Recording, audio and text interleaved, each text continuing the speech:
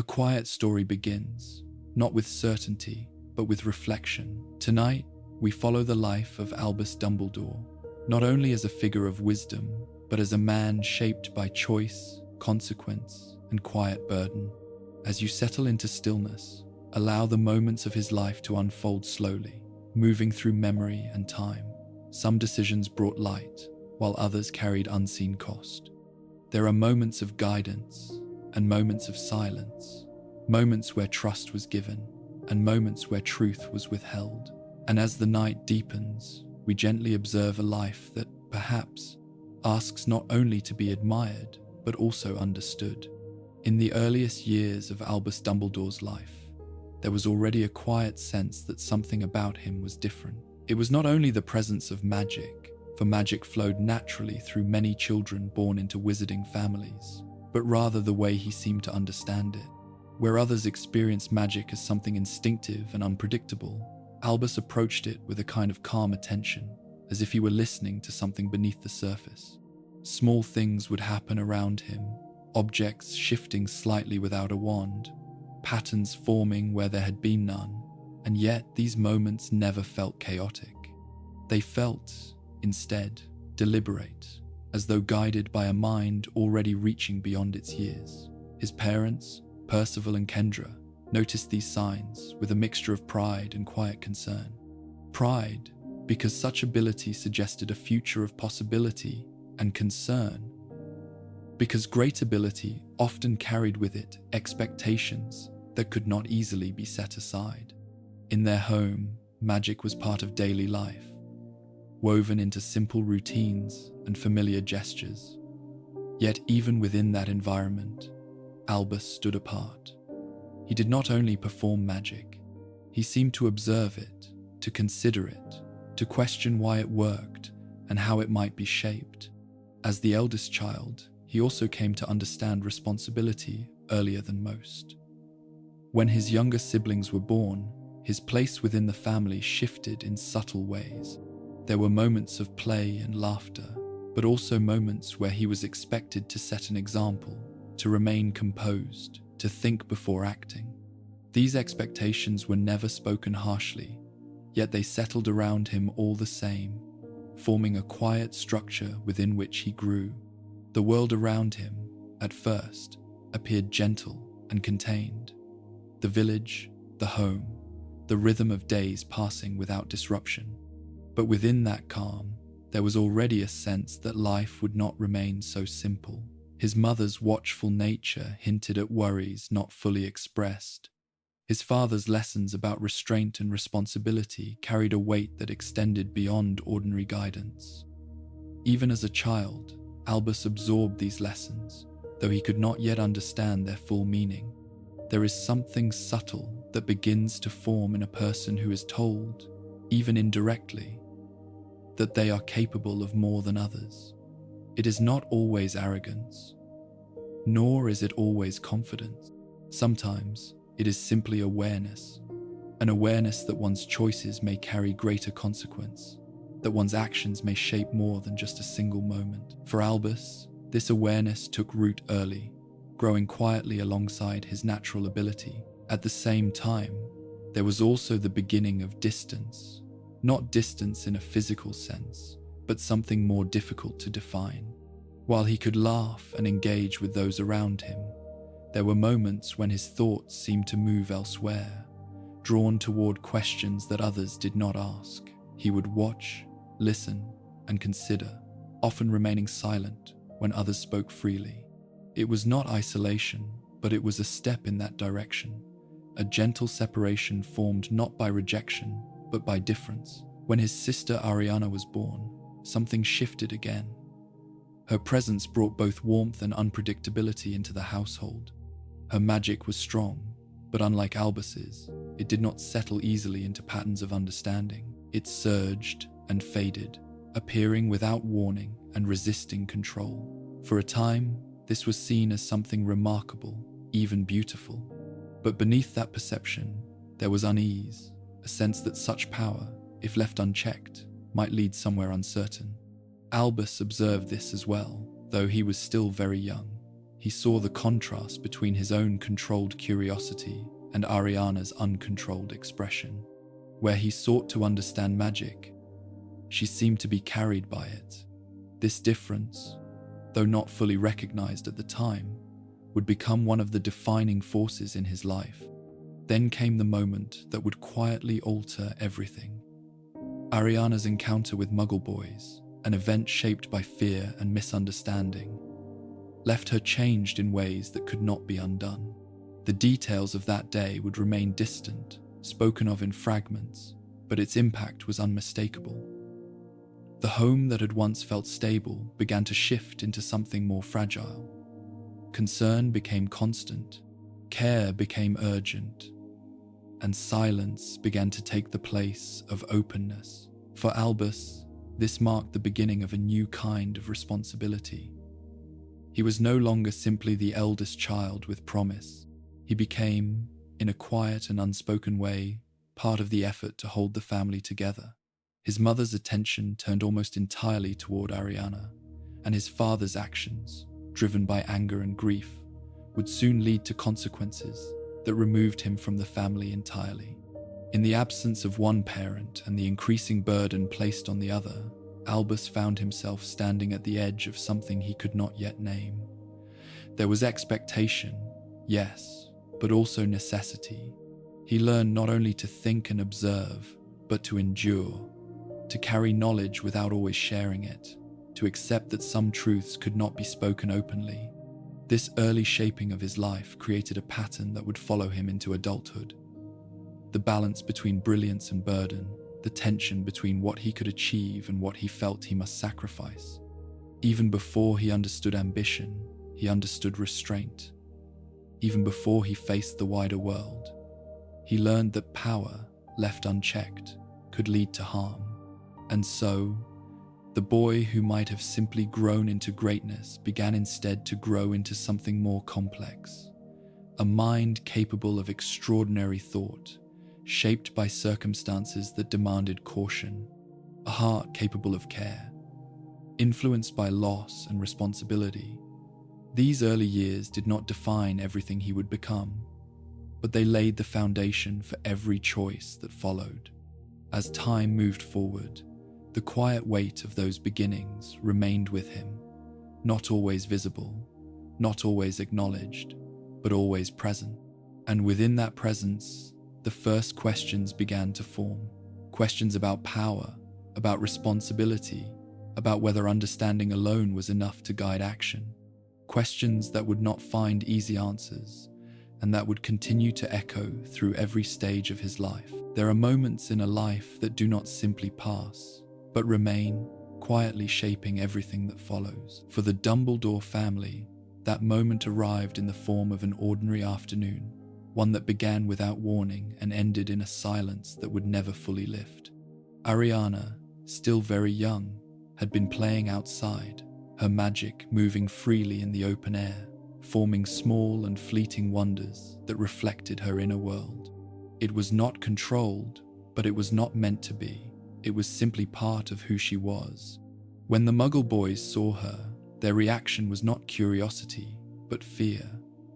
Fear has a way of narrowing understanding, turning the unfamiliar into something threatening. They did not see a child. They saw something they could not explain, and in that confusion, they chose force over wonder. What followed was brief in time, but immeasurable in consequence. Their attempts to make her repeat what they had witnessed became rough, insistent, and then violent. And in that moment, Ariana's magic, already unstable, responded not with expression, but with collapse. It is difficult to define what truly happened within her. The magic did not disappear, nor did it simply grow stronger. Instead, it turned inward, folding in on itself, in a way that altered its nature. What had once flowed outward now became trapped, building beneath the surface, unpredictable and resistant to control. The child who had once laughed and played became quiet, withdrawn, and uncertain. Her magic, once bright and spontaneous, became something else entirely. In the language that would later be used, she had become what was known as an obscurial. But at the time, such understanding was incomplete, scattered across rare texts and uncertain accounts. To her family, she was not a condition or a category. She was their daughter, their sister, someone who needed care, protection, and understanding. Yet the nature of what she had become made all of those things difficult. Her mother, Kendra, responded with a kind of determined silence. She chose to keep Ariana hidden from the world, believing that exposure would lead to consequences far worse than isolation. There was reason for this fear. The magical community, for all its knowledge, did not always respond to the unknown with compassion. Those who could not control their magic were often removed, studied, or confined. Kendra could not accept that future for her child, and so the decision was made to conceal the truth. It was not discussed openly, but it guided every action that followed. Ariana would remain within the safety of the home. Her condition would be explained, if necessary, in vague and acceptable terms. The outside world would not be allowed to see what had happened, nor what she had become. It was a decision born from love, but also from fear, and like many such decisions, it carried consequences that would unfold slowly over time. For Albus, this marked a turning point that he could not yet fully comprehend.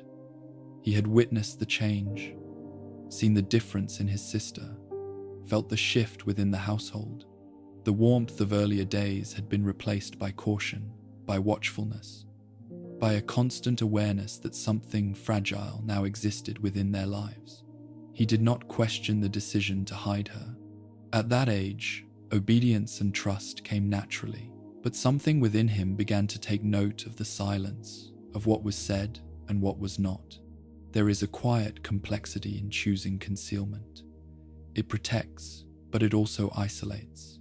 It preserves, but it limits. For Ariana, it meant a life confined to controlled spaces, her world narrowing as her condition deepened. For Kendra, it meant carrying the burden of secrecy, of constant vigilance, of knowing that one moment of exposure could unravel everything. And for Albus, it meant growing within an environment where truth was not always spoken, where understanding was partial, and where responsibility extended beyond what could be explained. The question of whether help should have been sought is one that lingers without resolution. There were healers, scholars, and others who might have offered insight, perhaps even assistance. But reaching out would have required revealing the truth, and that truth carried risk. Kendra's choice suggests that she believed the danger of exposure outweighed the possibility of help. It is a decision that can be understood, even as it invites reflection. As Ariana's condition continued, her magic became increasingly unstable. It would emerge in sudden bursts, sometimes harmless, sometimes destructive. There were moments of calm, where she seemed almost as she had once been, and then moments where the energy within her would break through in ways that could not be controlled. These fluctuations shaped the rhythm of the household, creating a pattern of anticipation and response, of tension followed by exhaustion. Albus watched all of this with a growing awareness that would influence his understanding of magic itself. He saw that magic was not simply a tool, nor a skill to be mastered. It could become something else entirely, something that resisted intention, that acted beyond control. This realization, though not yet fully formed, began to alter the way he thought. Power was not only about what could be done, it was also about what could not be contained. In time, the secrecy surrounding Ariana would extend beyond the home, affecting how the family was perceived and how they interacted with others. What had begun as a protective measure became a defining aspect of their existence. It shaped their choices, limited their connections, and placed them at a distance from the wider world. It also placed Albus in a position where he would need to navigate between what he knew and what he could reveal. There is no simple answer to whether the decision to hide Ariana was right or wrong. It was made in a moment of fear, guided by love, and sustained by necessity. Yet within that decision lies a quiet question, one that would echo throughout Albus Dumbledore's life. When faced with something difficult, something uncertain, is it better to reveal and risk, or to conceal and protect? The answer is not fixed, and perhaps it never can be. As the years moved forward, the consequences of that choice would continue to unfold. Not in sudden events, but in gradual changes, in the shaping of relationships, in the quiet formation of beliefs, and within those changes, the boy who had once simply observed began to carry something more. Not only knowledge, but responsibility. Not only understanding, but the weight of decisions made before he was old enough to question them. The response to what had happened to Ariana did not remain contained within the walls of the Dumbledore home. Grief and fear rarely remained still, and in Percival Dumbledore, they took on a form that could not be quietly managed. He had been a man known for fairness, for a steady presence, for a life shaped by routine and responsibility. Yet there are moments when even the most measured individuals are pushed beyond the boundaries they have set for themselves. The sight of his daughter, changed and diminished by an act born of ignorance, became such a moment.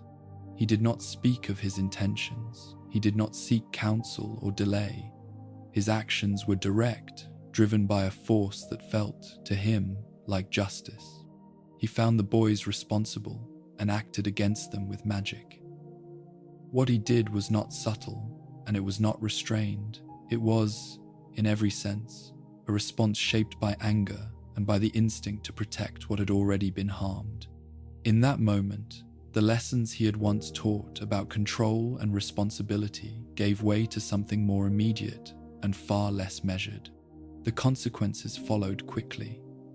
The use of magic against muggles, regardless of cause, was a serious violation of the laws that governed the wizarding world.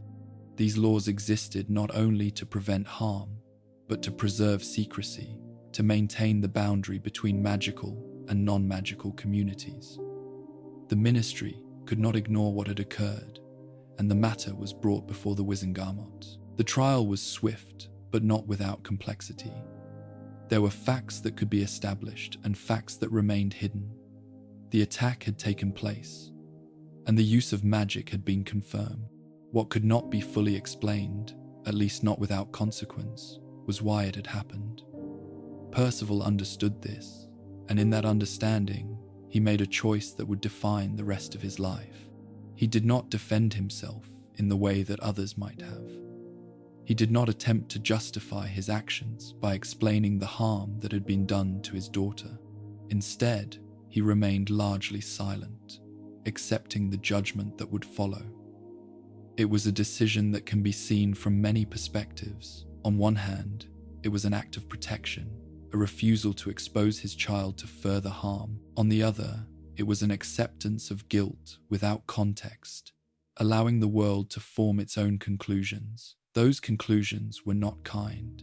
In the absence of explanation, the narrative that emerged was one of prejudice and cruelty. He was seen not as a father responding to an act of violence, but as a wizard who had attacked muggles without reason. The distinction, important as it might have been, was lost. Public perception settled into a simplified version of events, one that did not account for the complexity beneath it.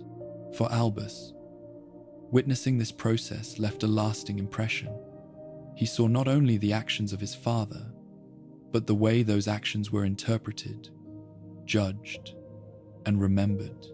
He saw how truth could be shaped by what was revealed and what was withheld. The man who had once been a source of guidance and stability was now defined by a single act, one that overshadowed everything that had come before. The sentence was severe. Percival was sent to Azkaban, a place from which few returned unchanged, and many did not return at all. The separation was immediate and final in its effect. There would be no gradual adjustment, no period of understanding. One day he was present within the home, and the next he was gone, removed not only from his family, but from the life he had known. This loss altered the structure of the family in ways that could not easily be repaired. Kendra was left to manage the household alone, her responsibilities already heavy, now made heavier still. Ariana's condition required constant attention, and the absence of Percival meant that there was no longer a balance between care and support. Everything narrowed, focusing inward, becoming more contained, more isolated. For Albus, the absence of his father introduced a new dimension to his understanding of responsibility. It was no longer something that could be observed or learned from a distance. It became something that he would need to carry, even at a young age. There were expectations, both spoken and unspoken, that he would step into a role that had been left vacant. Not in full, perhaps, but in part, enough to maintain what remained of stability. At the same time, there was the question of whether Percival's actions had been right. It is a question that does not lend itself to simple answers. The desire to protect one's family is deeply rooted, and the impulse to respond to harm with action is not difficult to understand. Yet the method of that response and its consequences introduce a level of complexity that cannot be ignored. Albus, in his quiet way, began to consider these things. He did not speak of them openly, but they formed part of his growing awareness. He had seen what happened when emotion overrode restraint, when power was used without consideration of its broader impact. He had also seen the cost of inaction, the vulnerability that came from not being able to prevent harm. Between these two realities, a tension began to form, one that would remain with him for the rest of his life. The removal of Percival from the family also reinforced the importance of secrecy.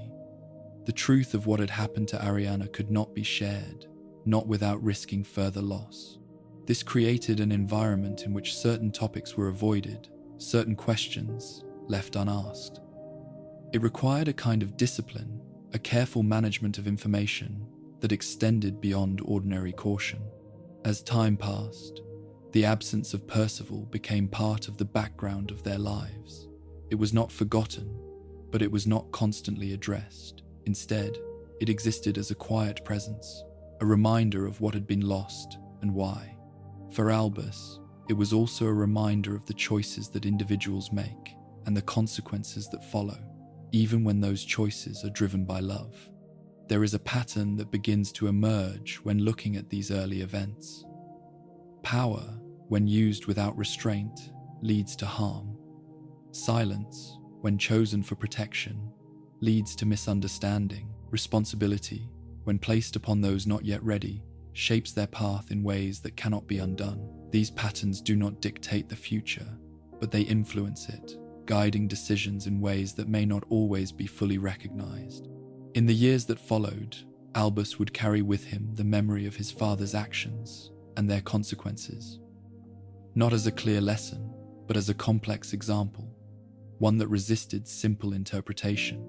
It would inform his thinking, his choices, and his understanding of what it meant to act with power in a world where every action could be seen in more than one way. And within that understanding, another quiet question would begin to take shape.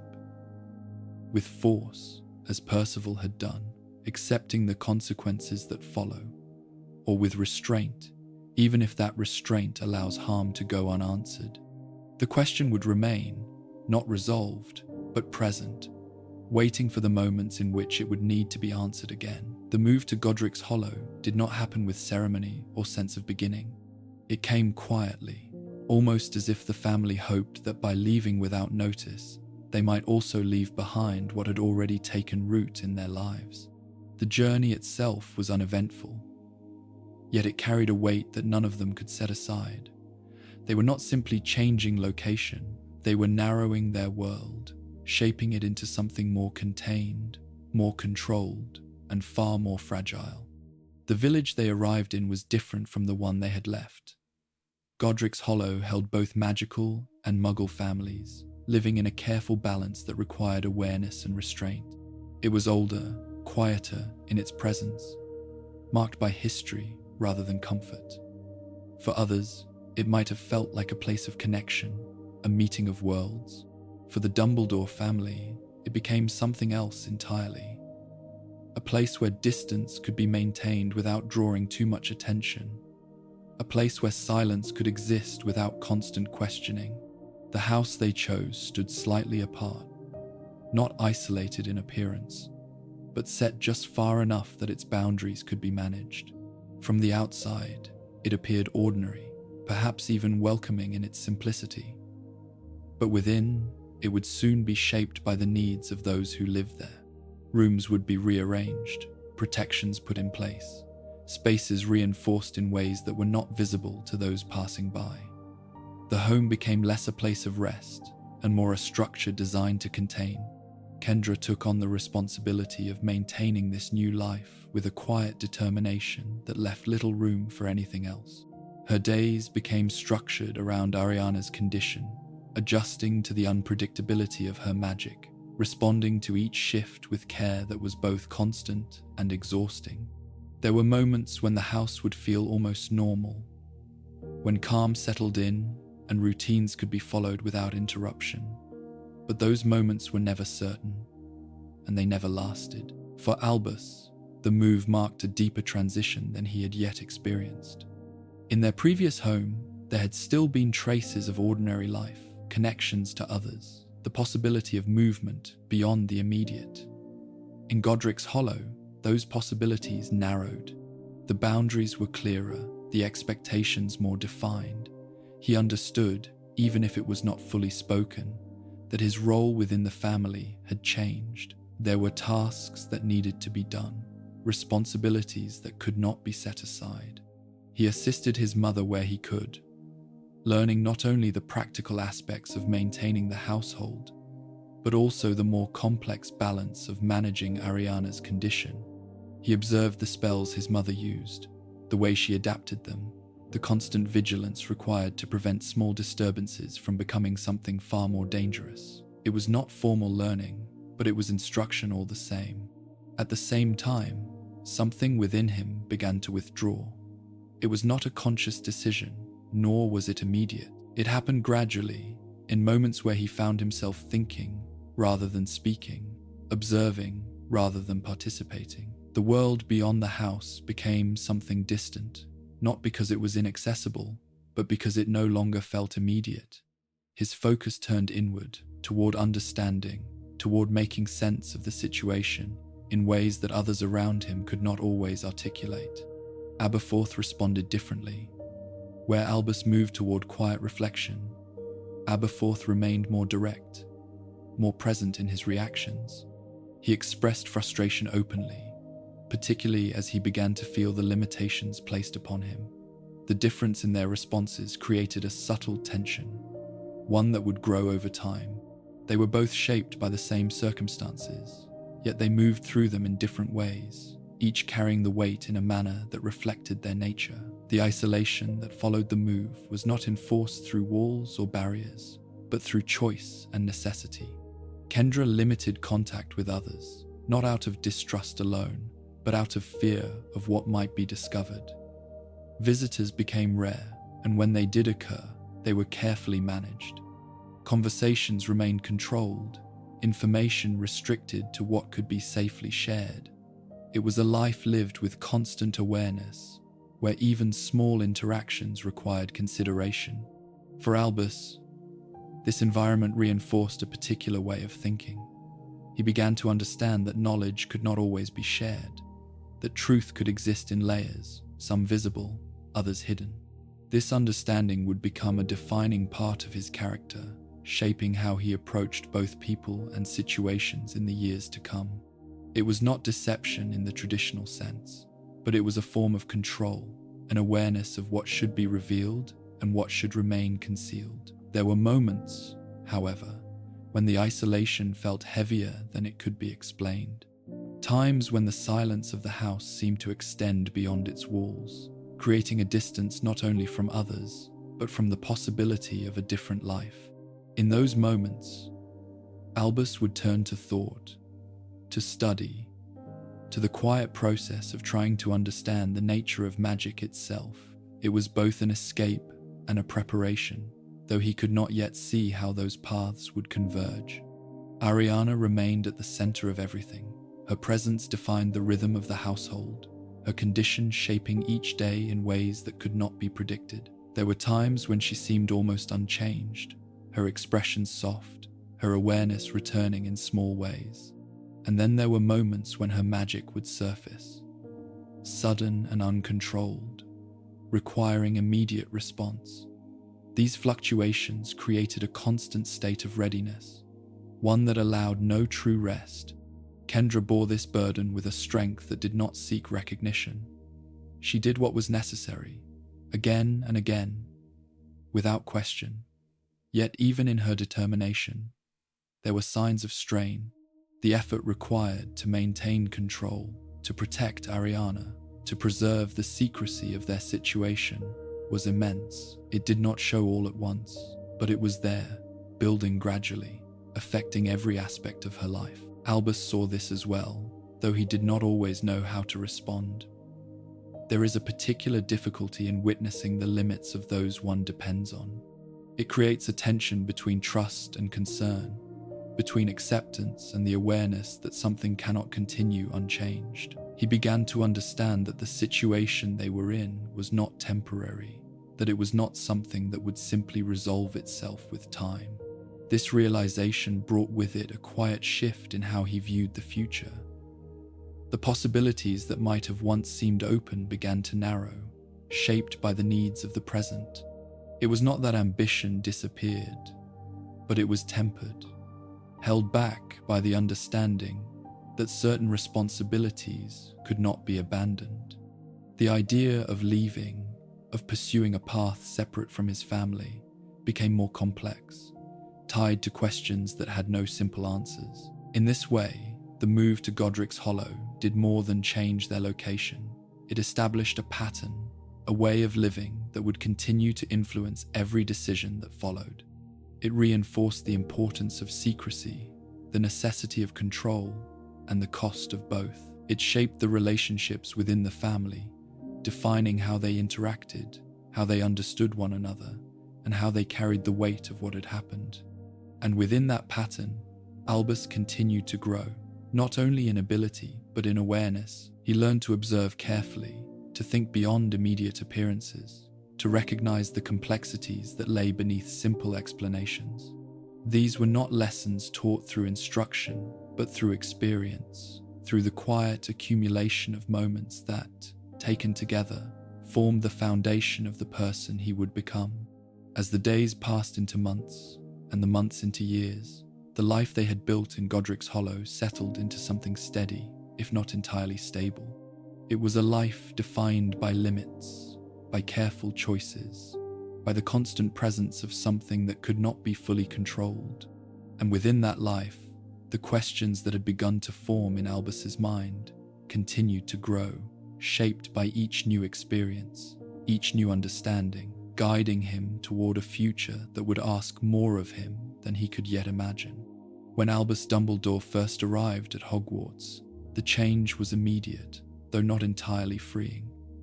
The castle itself seemed to exist outside the constraints that had defined his life in Godric's Hollow.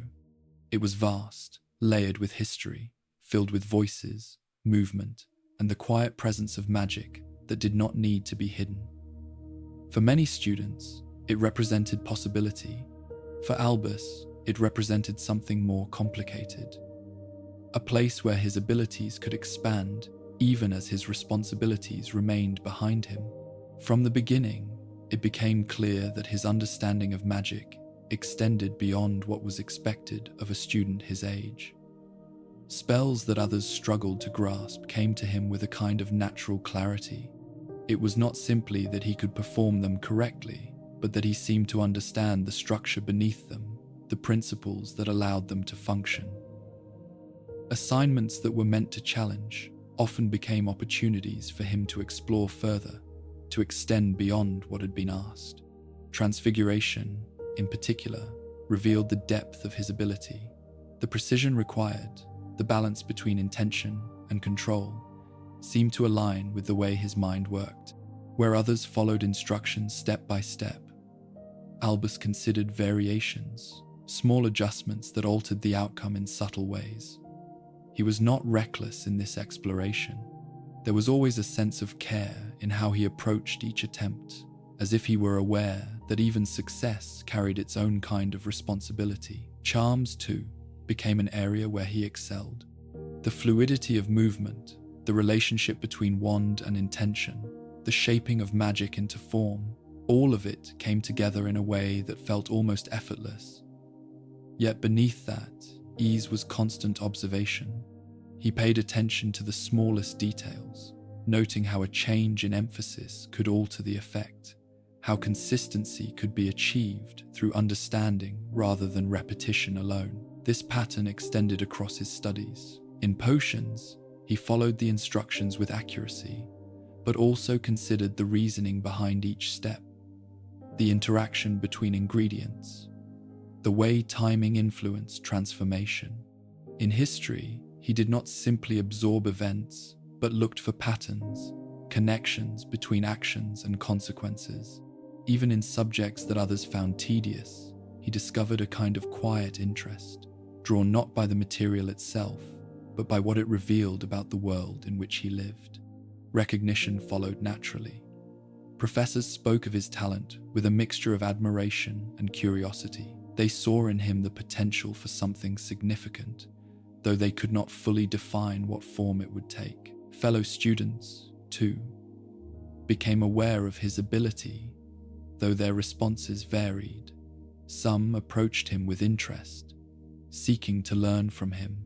Others kept their distance, uncertain how to relate to someone who seemed to move at a different pace. Despite this attention, Albus remained composed, rarely allowing himself to become fully part of the social structure around him. He engaged when necessary, responded with politeness, even warmth at times, but there was always a sense of distance. It was not that he rejected others, but that his thoughts often occupied a different space, drawn toward questions that did not easily fit within casual conversation. There were moments, however, when the environment of Hogwarts offered something he had not experienced for some time: freedom of movement, the ability to walk through corridors without constant vigilance, to speak without weighing every word. These moments were quiet, almost unnoticed, yet they carried a kind of relief. They allowed him to experience what it meant to exist without immediate constraint, even if only temporarily. And yet, that freedom was never complete. The awareness of his family, of Ariana, of the life that continued beyond the castle walls, remained with him. Letters from home arrived with careful regularity, each one carrying information that was both necessary and incomplete. His mother wrote with restraint, conveying what needed to be known without revealing more than was safe. His brother added his own observations, direct and unfiltered, offering glimpses into the reality that Albus had left behind. These letters shaped his experience at Hogwarts in ways that others could not see. While he excelled in his studies, there was always a part of him that remained elsewhere, considering what was happening at home, what might be needed, what could be done. It created a tension between two lives, one defined by potential, the other by obligation. This tension influenced how he approached his own success. Achievements that might have brought satisfaction instead carried a quieter response. He did not celebrate openly, nor did he seek recognition. There was an understanding, perhaps not fully articulated, that his abilities were not entirely his own to pursue freely. They existed within a larger context, one that required consideration beyond personal ambition. At the same time, his growing mastery of magic began to shape his understanding of power itself. He saw how knowledge could lead to capability, how capability could lead to influence. He also saw how easily that influence could extend beyond intention, affecting others in ways that were not always predictable. These observations did not lead to immediate conclusions, but they formed part of a developing perspective, one that would continue to evolve. Friendships, when they formed, tended to revolve around shared interests rather than emotional closeness. He found connection in discussion, in the exchange of ideas, in the process of exploring questions together. These interactions were meaningful in their own way, yet they remained contained, rarely extending into deeper personal territory. The separation between what he could share and what he could not remained firmly in place. There is a particular kind of isolation that can exist even within a crowded space. It is not the absence of others, but the presence of something that cannot be communicated. For Albus, this isolation was subtle, often unnoticed by those around him, yet it shaped how he experienced his time at Hogwarts. He was present, engaged, even admired, but not fully known. As the years progressed, his reputation continued to grow. He was recognized not only as a talented student, but as someone whose understanding extended beyond the expected. Opportunities began to present themselves, invitations to explore advanced topics, to engage in work that went beyond the standard curriculum. These opportunities reflected what others saw in him, but they also introduced new questions about what he might become. Within this environment, the idea of the future began to take shape, possibilities that extended beyond Hogwarts, paths that could lead to influence, to discovery, to a life defined by his abilities. Yet each of these possibilities existed alongside the reality of his family, of the responsibilities that had not diminished, even as he moved further into his studies. In this way, Hogwarts became both a place of growth and a place of quiet conflict. It allowed Albus to expand his understanding, to develop his abilities, to see what he was capable of achieving. At the same time, it reminded him of what he could not easily leave behind, of the choices that would need to be made, of the balance between personal potential and obligation. And within that balance, the first outlines of a deeper question began to form. Not simply what he could do, but what he should do. Not only how far his abilities could take him, but whether those paths aligned with the responsibilities he carried. It was a question without immediate answer, one that would remain with him, shaping each step forward, guiding decisions in ways that would only become clear with time. As Albus continued through his years at Hogwarts, something quiet began to take shape beneath the surface of his success. From the outside, his life appeared full. He excelled in every subject, drew the attention of professors, and moved through the castle with a calm confidence that others often admired. Yet beneath that steady presence, there was a growing distance, one that did not come from rejection, but from careful choice. It was not that he could not form connections. There were moments of shared conversation, of thoughtful exchange, of quiet companionship with those who recognized his mind and sought to engage with it. Students such as Elphius Doge found in him someone worth knowing, someone who could speak with clarity and depth. Their conversations often moved beyond simple topics, drifting into theory, into the nature of magic, into questions that extended beyond the classroom. In those moments, Albus was present, attentive, even engaged in a way that suggested openness. But there were limits to that openness. There were boundaries he did not cross, details he did not share, parts of his life that remained carefully concealed. It was not done with deliberate coldness, but with an awareness that certain truths could not be revealed without consequence. The life he led outside of Hogwarts, the reality of his family, the condition of his sister, all of it existed beyond the reach of ordinary conversation. This separation created a particular kind of balance. He could participate without fully belonging, speak without fully revealing, listen without being known in return. To others, it might have seemed like quiet reserve, or perhaps a preference for solitude. But within that reserve was something more deliberate. It was the management of information, the shaping of how much of himself could be seen. There is a subtle shift that occurs when a person learns early that not all truths can be shared. It becomes natural to consider each word, to measure what is said against what must remain hidden. Over time, this consideration becomes habit, and habit becomes identity. For Albus, this process unfolded gradually, shaped by the environment he had grown within, and reinforced by the need to protect what could not be exposed. Even in moments of ease, when laughter filled the space around him, there remained a sense of awareness that did not fully fade. While others spoke freely of their families, their homes, their plans beyond school, he listened, sometimes responding with generalities, sometimes allowing the conversation to pass without his contribution. It was not discomfort that guided this silence, but necessity. This necessity also influenced the way others perceived him. Some saw him as thoughtful, perhaps even wise beyond his years. Others found him difficult to fully understand, sensing the distance without knowing its cause. There were those who respected him deeply, drawn to his ability and his composure, and those who felt uncertain, unsure of how to approach someone who seemed both present and removed at the same time. Friendships formed, but they remained within certain boundaries. They were built on shared interests, on academic discussion, on moments of collaboration. These connections held value, yet they did not reach the depth that might have been possible under different circumstances. There was always something held back, a part of him that did not enter into those relationships. At times, this distance offered a kind of protection. It allowed him to move through his studies without distraction, to focus on understanding rather than on navigating complex emotional dynamics. It provided clarity, a space where thought could unfold without interruption.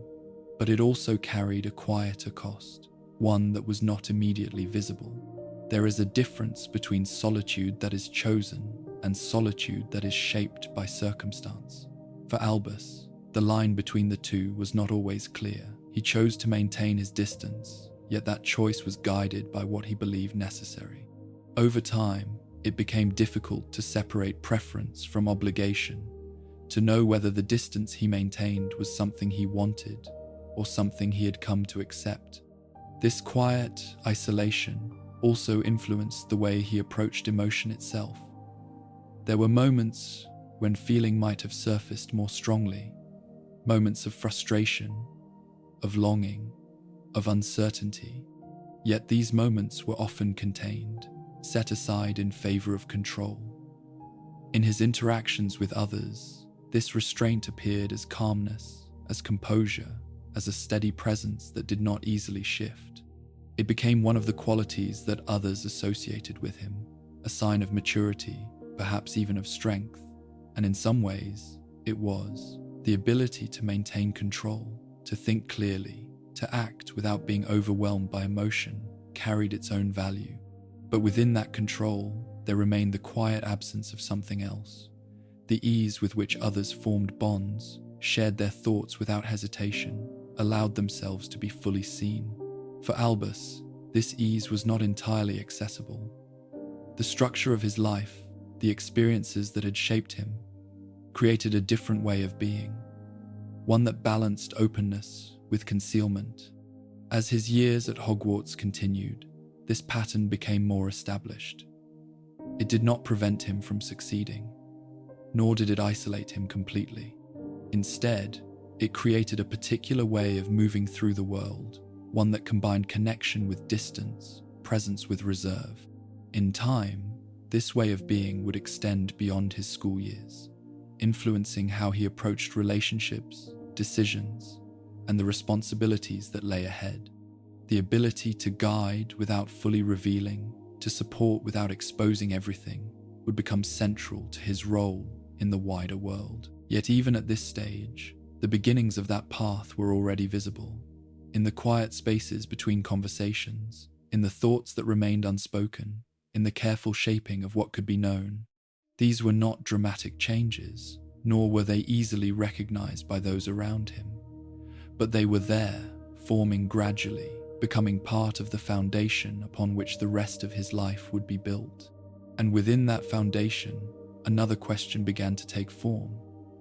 Not about magic, or knowledge, or ability, but about connection, about whether it was possible to lead, to guide, to influence, while remaining at a distance, whether understanding others required being understood in return.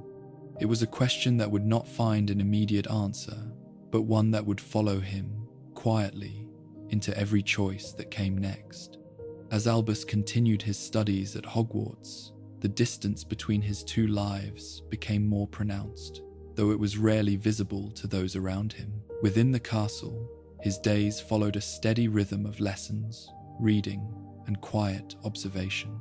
Beyond its walls, however, there remained a different rhythm entirely, one shaped by uncertainty, by the unpredictable nature of Ariana's condition, and by the strain placed upon his family. These two worlds did not meet, yet they existed side by side within him, each influencing the other in ways that were not always clear.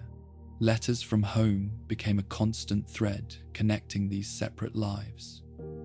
They arrived with careful regularity, each one written with a restraint that revealed as much as it concealed. His mother's words were measured, focused on conveying what was necessary without inviting deeper inquiry. There were mentions of calm days, of difficult evenings, of small improvements that could not always be sustained. His brother's additions were more direct, offering glimpses of daily reality, of moments that carried both frustration and quiet endurance. Reading these letters required a particular kind of attention. It was not enough to understand the words themselves. He learned to read what lay beneath them, to recognize the weight carried in brief descriptions, the effort behind simple reassurances. In doing so, he became more aware of the limits of what could be expressed and of the distance that separated him from what he wished to know. This awareness did not fade when he returned to his studies. Instead, it remained present, shaping how he approached his time at Hogwarts. There were moments when he found himself deeply engaged in a lesson, absorbed in a concept or a question, only to feel a quiet shift as his thoughts returned to what might be happening at home. It was not distraction in the usual sense, but a kind of parallel attention, where one part of his mind remained anchored elsewhere. The expectation placed upon him by his mother added another layer to this experience. Before he had left for school, she had made it clear, though not in harsh terms, that his responsibility to the family did not diminish with distance. His education was important, but it existed alongside a duty that could not be set aside. He was to learn, to grow, to achieve, but also to remain aware that his role extended beyond the walls of the castle. This expectation was not a burden imposed without reason. It reflected the reality of their situation, the need for stability, the recognition that his abilities might one day be required in ways that could not yet be defined. Yet for Albus, it introduced a tension that was difficult to resolve. The more he learned, the more he saw what might be possible, the paths that could open before him. At the same time, he understood that those paths were not his alone to choose. In response, he turned increasingly toward knowledge as both purpose and preparation. His studies became not only a means of achievement, but a way of addressing the uncertainty he felt. He sought to understand magic not simply as a skill, but as a system, something that could be analyzed, adapted, perhaps even controlled in ways that extended beyond current understanding. This approach led him to areas of study that others rarely considered at such an early stage. One such area was the nature of obscured magic, the kind that did not follow the usual patterns of expression. Though the term itself was not widely known, the concept appeared in fragments within certain texts, references to individuals whose magic had turned inward, becoming unstable and difficult to manage. These accounts were incomplete, often speculative, yet they held a particular significance for him. In them, he saw reflections of Ariana's condition, possibilities that might offer insight, however limited.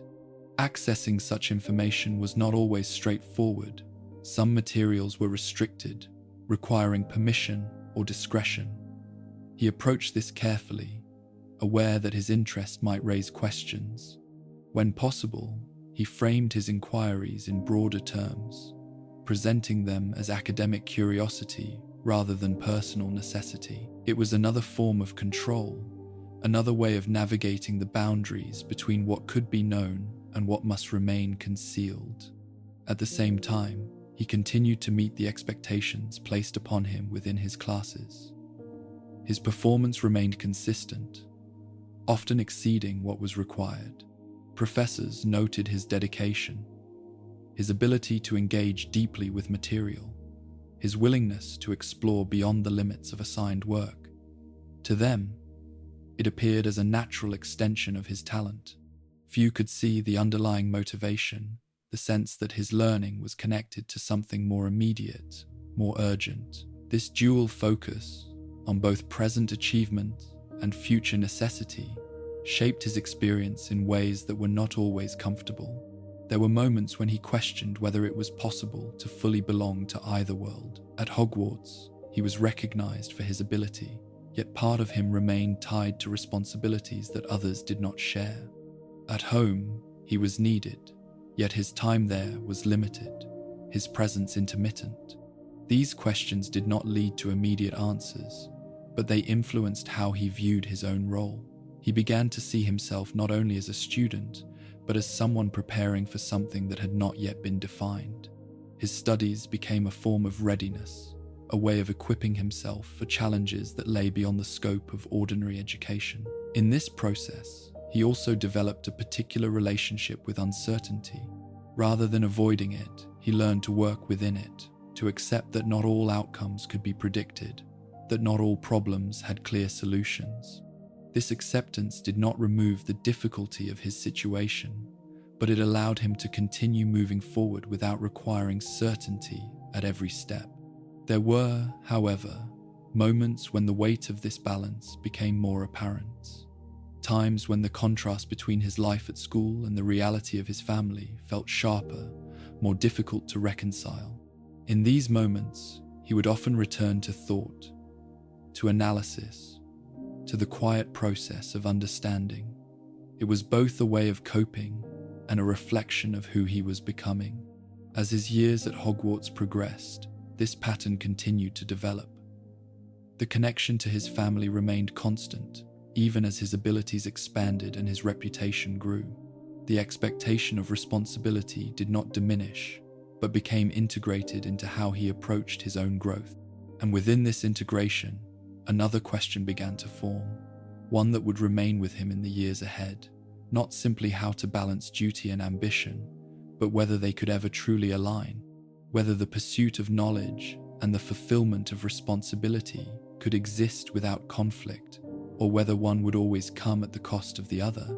It was a question that did not demand an immediate answer.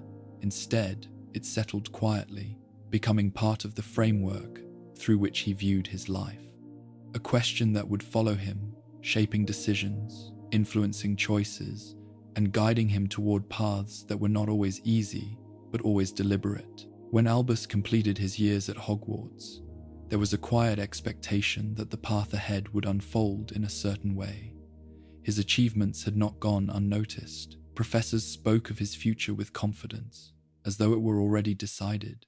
There were opportunities waiting, positions that would allow him to continue his studies, to contribute to magical theory, to step into a world that matched the promise others had seen in him. For many, this moment would have marked the beginning of something expansive.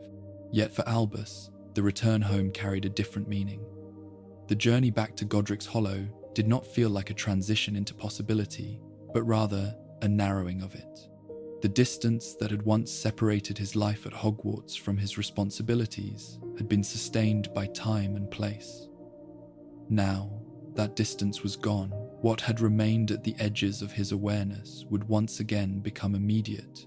The house stood as it had before, though time had left its marks in ways that were not always visible. The structure remained intact, but the atmosphere within it had shifted. There was a quiet heaviness that had settled into the space, shaped by repetition, by strain, by the constant effort required to maintain control. It was not something that could be pointed to directly, yet it was present in every room, in every movement, in the way each day unfolded. Ariana's condition had not improved. If anything, it had become more difficult to manage. Her moments of calm were still there, but they were unpredictable, appearing without warning and fading just as quickly. Her magic, when it surfaced, carried a force that was increasingly difficult to contain. What had once been occasional disruptions had become a defining aspect of daily life. Kendra continued her efforts with the same determination, though the cost of that effort was becoming more apparent. There were signs of exhaustion that could not be concealed entirely, small indications that the balance she had maintained for so long was growing more difficult to sustain. The responsibilities he had taken on during Albus's absence had shaped him in ways that were both visible and subtle, leaving him more grounded in the immediate reality of their situation. For Albus, stepping back into this environment brought with it a clarity that had not been fully present before. While he had understood the nature of his responsibilities, the reality of them had been experienced at a distance. Now, they were immediate, unavoidable, part of every moment. The contrast between what he had left behind and what awaited him became impossible to ignore. The opportunities that had been offered to him did not disappear, but they became more complex. Letters arrived, invitations extended, each one representing a path that could lead beyond the confines of Godric's Hollow. They spoke of study, of collaboration, of a future defined by intellectual pursuit and discovery. These possibilities remained open, yet each carried with it a question that could not be set aside. To accept such opportunities would require leaving, not only in a physical sense, but in a deeper way. It would mean placing distance between himself and the responsibilities that had shaped his life. It would mean trusting that others could manage what he had come to see as his own burden. It would mean choosing a path that prioritized potential over obligation. There is a particular weight in such choices, one that does not always reveal itself immediately. It is not simply a matter of deciding between two options, but of understanding what each option represents. For Albus, this understanding was shaped by everything that had come before. The lessons of restraint, the consequences of action, the importance of responsibility. All of it influenced how he viewed the paths available to him. In the end, the decision was not made through a single moment of clarity, but through a gradual recognition of what he felt he could not do. The idea of leaving, of pursuing his own future, while his family remained in its current state, carried a weight that he could not set aside. It was not that he did not see the value in those opportunities. It was that he could not separate them from the cost they would require. And so he remained. This choice did not bring resolution, nor did it remove the sense of possibility that had been present before. Instead, it introduced a different kind of awareness, one that combined acceptance with quiet tension. He had chosen duty, yet the question of what might have been did not disappear. It remained, not as regret, but as a presence that would accompany him in the years ahead. Life within the house settled into a pattern that required constant adjustment. Mornings offered brief moments of stability, times when Ariana's condition allowed for routine. Afternoons and evenings were less predictable, shaped by the fluctuations of her magic. Each day required attention, responsiveness, a willingness to adapt to whatever emerged. Albus approached this with the same focus he had applied to his studies. He observed, learned, and sought to understand. He continued his research, exploring ways in which magic might be contained or guided, though the results were often limited. The nature of Ariana's condition resisted simple solutions, remaining beyond the reach of conventional approaches. In this environment, time moved differently. Without the structure of school, without the progression from one stage to another, days blended into one another, marked more by events than by sequence. It created a sense of stillness that was not entirely peaceful, but not entirely restless either, a kind of suspension where movement existed within fixed boundaries. The relationships within the family continued to evolve. There were moments of cooperation, of shared effort, where each person contributed in ways that supported the others. There were also moments of tension, where the strain of their situation surfaced more clearly, where differences in perspective became more difficult to manage. These moments did not define their connection, but they revealed its complexity. For Albus, this period of his life became one of quiet endurance. It was not defined by dramatic events or clear progression, but by the steady continuation of responsibility. It required patience, consistency, and an acceptance of limitations that could not easily be overcome. At the same time, his mind did not remain still. Even within the confines of his situation, he continued to think, to question, to explore ideas that extended beyond his immediate circumstances. The contrast between his internal world and his external reality became more pronounced, creating a space where possibility and obligation coexisted.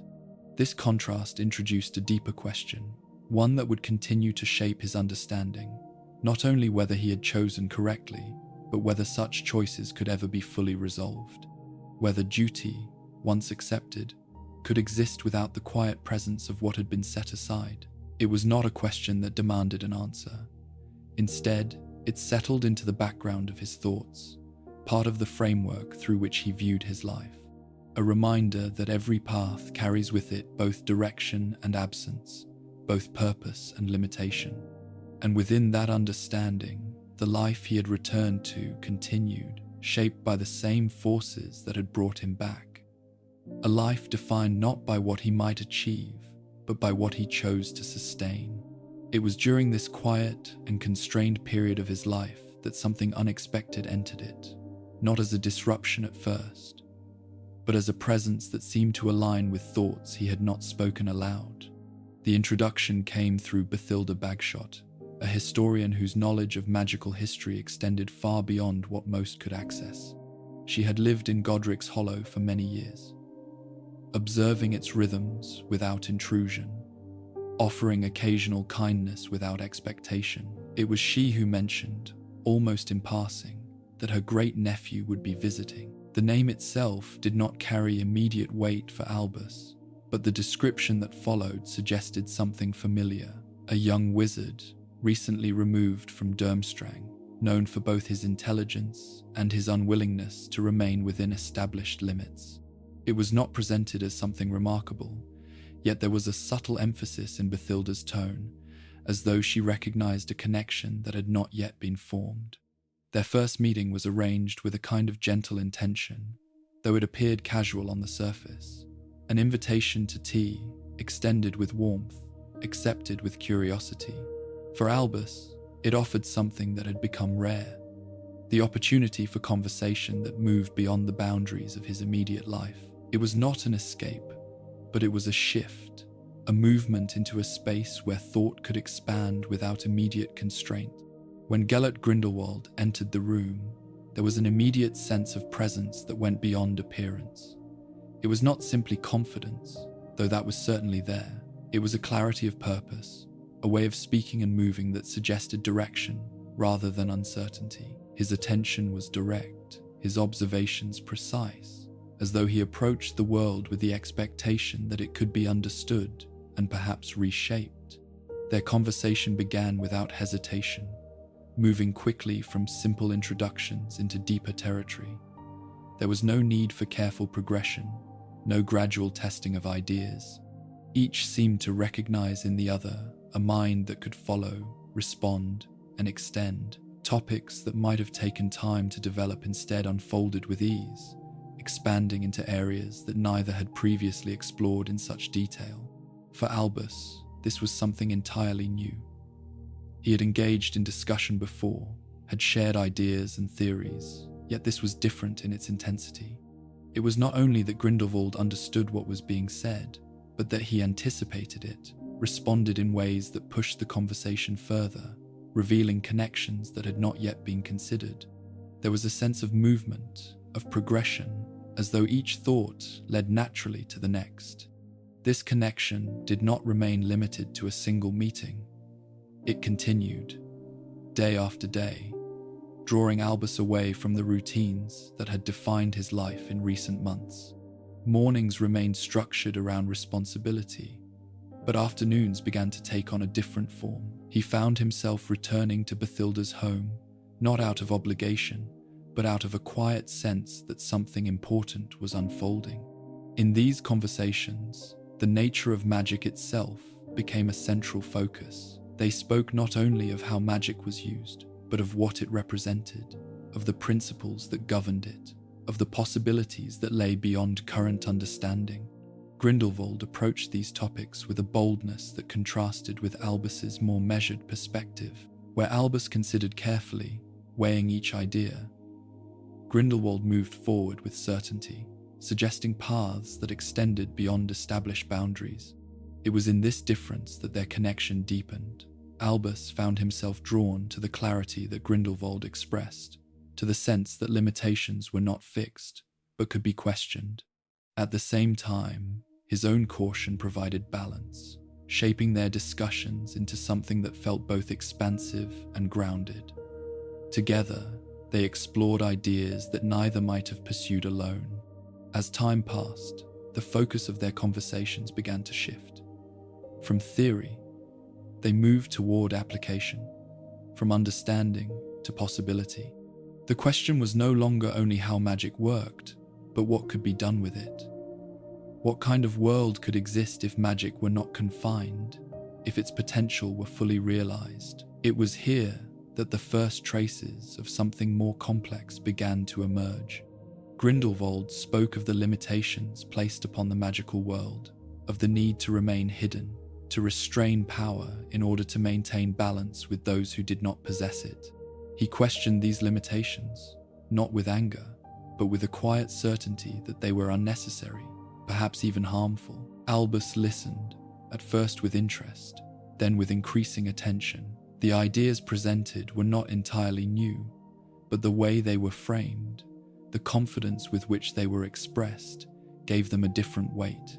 They suggested not only possibility, but direction, a path that extended beyond personal achievement into something larger.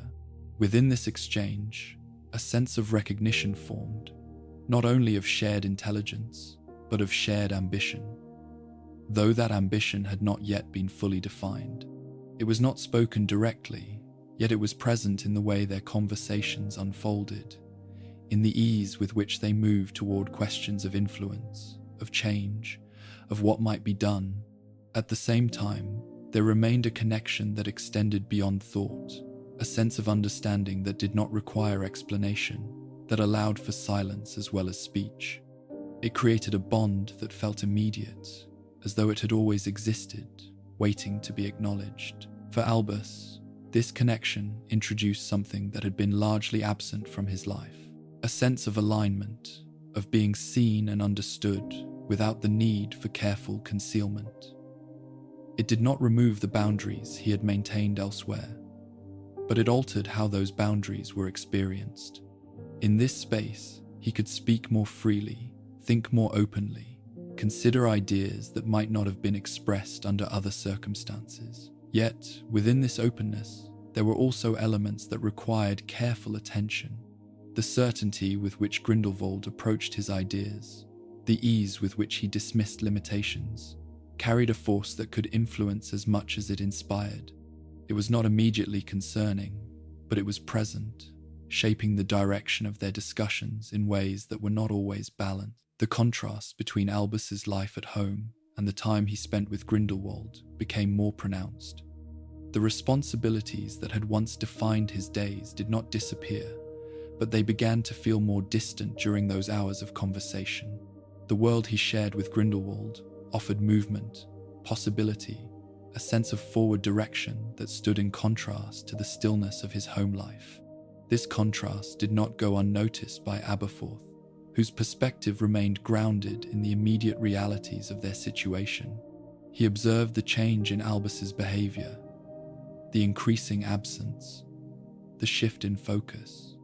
Where Albus saw expansion, Aberforth saw neglect, a movement away from what he considered essential. These differences in perception introduced tension, though at this stage it remained controlled, expressed in small ways rather than open conflict. Yet it was there, growing quietly, shaped by the choices being made and the paths beginning to form. As the days continued, the connection between Albus and Grindelwald deepened further, moving beyond shared thought into something that carried greater influence. Ideas became plans, possibilities began to take shape, and the future, once uncertain, started to appear in more defined terms. And within this developing connection, a new question began to take form, not about what could be achieved, but about the nature of influence itself, about how easily one mind could shape another, how quickly shared ideas could become shared direction. It was not a question that was fully recognized at the time, but it was present, embedded within the unfolding of events. For now, the focus remained on the connection, on the sense that something significant had been found, a meeting of minds that felt rare, perhaps even necessary. And in that sense of necessity, the foundation for what would follow was quietly established. As their conversations continued, the ideas that had once existed as distant possibilities began to take on a more defined shape. What had started as shared curiosity moved gradually towards shared belief, not through sudden agreement, but through repetition, through refinement, through the quiet reinforcement that comes when two minds return to the same question again and again. The nature of the wizarding world, its structure, its limits, all of it became the focus of their attention. Grindelwald spoke with a certainty that did not require urgency. He did not argue as though he needed to convince. Instead, he presented his thoughts as something already understood, something that only needed to be recognized. He described a world in which magic was not hidden, not restrained by fear of those who did not possess it. He questioned the necessity of secrecy, suggesting that it served not protection but limitation. At first, these ideas existed as theoretical discussions, extensions of the intellectual exchange that had defined their early meetings. Yet over time, they began to shift, moving from what could be imagined to what might be enacted. The conversation no longer ended with understanding. It moved forward, considering action, considering consequence, considering the role they themselves might play. It was within this progression that a particular phrase emerged, one that seemed to gather meaning with each use. It was not introduced as a declaration, but as a justification, a way of framing what they were beginning to consider, the greater good. The words themselves were simple, yet they carried a weight that extended beyond their form. They suggested that individual cost could be measured against collective benefit, that difficult choices could be made if they served a larger purpose. For Albus, this idea did not immediately appear troubling. It aligned, in part, with lessons he had already encountered, the concept that power must be used responsibly, that actions have consequences, that decisions are rarely simple. Yet, the framing introduced by Grindelwald shifted the emphasis. It suggested not only responsibility, but authority, the ability to determine what constituted that greater good. There is a subtle difference between understanding consequence and directing it, between responding to what exists and shaping what will be. In their discussions, this difference began to blur. The question was no longer only how to act within the world, but how to redefine it. What changes might be made if those with the ability to enact them chose to do so. Grindelwald's perspective on this was clear. He saw the separation between the magical and non-magical worlds not as a necessity, but as a constraint. He spoke of the imbalance that resulted from concealment, of the ways in which magic could offer solutions to problems that remained unresolved. His reasoning was not presented as domination, but as guidance, a form of leadership that would bring order where there was uncertainty. Albus listened, considering each point carefully. He did not accept everything without question. There were moments where he challenged, where he introduced alternative perspectives, where he sought to understand the implications of what was being suggested. Yet even in this questioning, there was a movement toward alignment, a gradual shift in how these ideas were held. Part of this shift came from the context in which he found himself. His own life had been shaped by limitation, by the need to conceal, to restrain, to operate within boundaries that were not always chosen. The idea that those boundaries could be reconsidered, that the world might be structured differently, held a certain appeal. It suggested possibility where there had been constraint, movement where there had been stillness. At the same time, There was an emotional element that could not be separated from the intellectual. The connection he felt with Grindelwald, the sense of being understood and matched, influenced how these ideas were received. They were not presented in isolation, but within a relationship that carried its own weight, its own influence. Together, they began to explore what such a philosophy might require. If the greater good was to be pursued, what would need to be changed? What structures would need to be altered? What resistance might be encountered? What sacrifices might be necessary?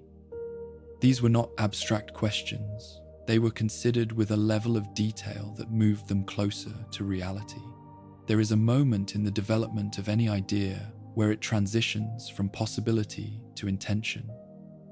It is not always marked clearly, but it can be recognized in the way discussion shifts, in the way questions become plans, in the way language moves from uncertainty to direction. For Albus and Grindelwald, that moment began to take shape in these conversations. Yet within this movement, there remained elements that were not fully examined. The assumption that they could determine what was best, the belief that their understanding was sufficient to guide others, the willingness to accept that some might be affected in ways they could not control. These elements were present, though not always acknowledged directly. The phrase itself, the greater good, offered a kind of clarity that could be reassuring. It provided a framework within which difficult decisions could be placed, a way of understanding action in terms of outcome rather than immediate effect. But it also carried the risk of simplification, of reducing complex situations to a single guiding principle. For Albus, the influence of this philosophy did not occur all at once. It developed gradually, shaped by repeated engagement, by the process of thinking through each implication. There were moments of hesitation, of uncertainty, but they did not halt the progression. Instead, they became part of it, questions that were considered and then set aside as the conversation moved forward. As their time together continued, the world beyond their discussions began to take on a different appearance. It was no longer simply the context in which they lived, but a structure that could be analyzed, critiqued, and potentially reshaped.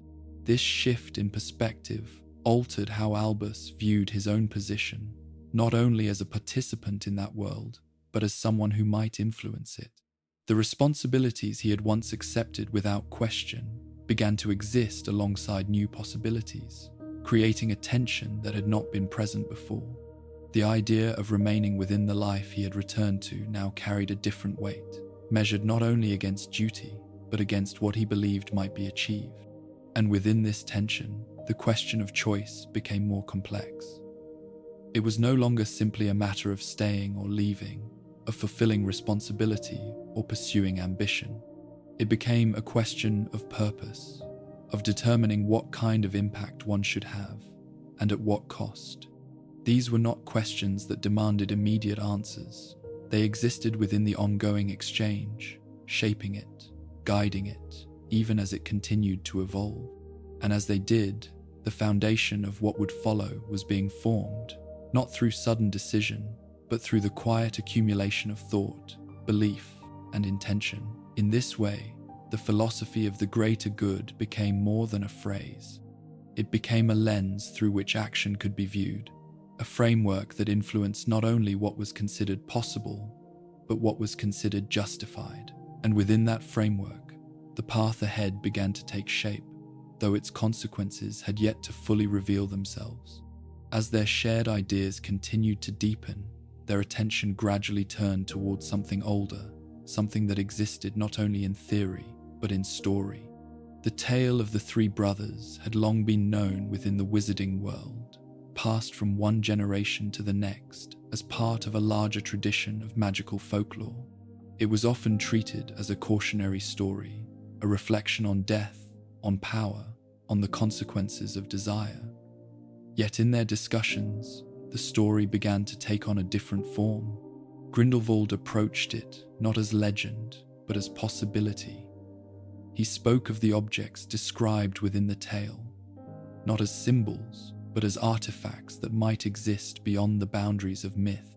The Elder Wand, said to grant unmatched power, the resurrection stone, capable of recalling those who had been lost, the cloak of invisibility, offering concealment beyond the reach of detection.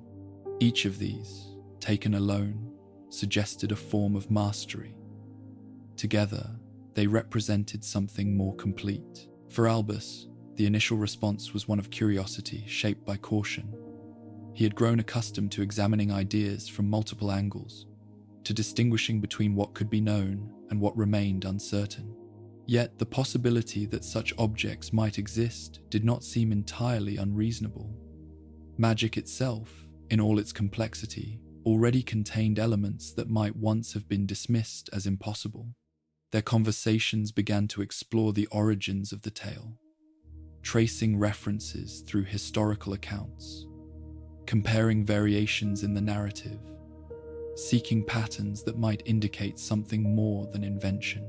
Bathilda's collection provided a starting point, offering texts that touched upon ancient magic, on artifacts whose existence had been suggested, though never confirmed. These fragments, incomplete as they were, allowed the idea to take root. As the possibility grew, so too did the significance attached to it. The Hallows, as they came to be described, were no longer simply objects of interest. They became a focal point, a way of connecting their broader philosophy to something tangible. If such items existed, they would not only represent power, but authority, the ability to shape outcomes, to influence events in ways that extended beyond ordinary means. The Elder Wand, in particular, drew their attention. The idea of a wand that could not be defeated, that held within it a level of power unmatched by any other, aligned closely with their discussions of capability and control. It suggested a form of certainty, a way of ensuring that power, once obtained, could not easily be challenged. The Resurrection Stone carried a different kind of appeal. It was not power in the usual sense, but the ability to alter the boundary between life and death. For Albus, this held a more personal significance, though he did not always express it directly. The losses he had experienced, the presence of absence within his life, created a connection to the idea that went beyond intellectual interest. The cloak, though less overt in its power, represented something equally important: perfect concealment, the ability to move unseen, to act without detection. In a world where secrecy already played a central role, such an object suggested a level of freedom that extended beyond ordinary limitation. Together, these objects formed a concept that went beyond individual utility. They suggested completeness, a form of mastery that encompassed power, influence, and protection. In their discussions, this concept began to take on a central place, not only as a subject of interest, but as a goal. There is a particular shift that occurs when an idea becomes an objective. It moves from consideration into intention, from thought into direction. For Albus and Grindelwald, this shift happened gradually, shaped by repeated exploration, by the alignment of their perspectives, by the sense that what they were considering might not only be possible, but attainable. Plans began to form, though they were not always structured in a conventional sense. They spoke of travel, of searching through regions where ancient magic might have left its trace, of consulting texts and individuals who might hold fragments of knowledge. These were not immediate actions, but they were steps towards something that felt increasingly real. At the same time, the pursuit of the Hallows began to influence how they viewed the world around them. It introduced a sense of direction that extended beyond their current circumstances, offering a path that connected their ideas with action. The limitations that had once defined Albus's life began to feel less fixed, less permanent, as the possibility of movement, of change, became more pronounced. Yet within this development, there were elements that required careful consideration. The desire to obtain such objects, to possess them, to use them, carried with it implications that were not always fully addressed. The power they represented was significant, but so too were the responsibilities that would accompany it. Grindelwald approached this with a clarity that bordered on certainty. He saw the Hallows as tools, as means through which their vision could be realized. The question was not whether they should be used, but how they might be used most effectively. His perspective was forward-moving, focused on outcome rather than hesitation. Albus, while drawn to the same ideas, maintained a more measured approach. He considered the implications, the potential consequences, the ways in which such power might affect not only them, but others. Yet even within this caution, there was alignment. The possibility itself was compelling, and the shared nature of their pursuit reinforced its importance. The Hallows, in this way, became more than objects. They became symbols of what might be achieved, of the direction their lives could take, of the convergence between thought and action. They offered a sense of purpose that extended beyond the immediate, connecting their present to a future that felt both uncertain and significant. As their focus continued to develop, the influence of this pursuit became more evident in the choices they made, in the time they devoted to it, in the way their conversations unfolded. It did not replace their broader philosophy, but it gave it form, a tangible expression of what they had been considering. And within this process, the question of control, of how far one should go in pursuit of understanding and influence, remained present, though not always at the forefront. It existed beneath the surface, shaping the direction of their thoughts even as they moved forward. For Albus, the pursuit of the Hallows introduced a new dimension to his understanding of ambition. It was no longer simply about knowledge or capability. It was about possibility, about what might be achieved if certain boundaries were crossed, if certain paths were followed. This understanding did not come with immediate clarity. It developed gradually, influenced by the connection he shared with Grindelwald, by the ideas they explored, by the sense that they were moving towards something that extended beyond their current lives. And as this movement continued, the foundation of what would follow became more defined, shaped by both intention and uncertainty, by the pursuit of something that existed at the edge of knowledge and belief. As the days passed and the rhythm of their meetings settled into something almost expected, a quiet shift began to take place within the Dumbledore household. It did not announce itself all at once, nor did it come with a single defining moment. Instead, it unfolded gradually, in small absences, in delayed returns, in the subtle reordering of attention that often goes unnoticed until it has already taken hold.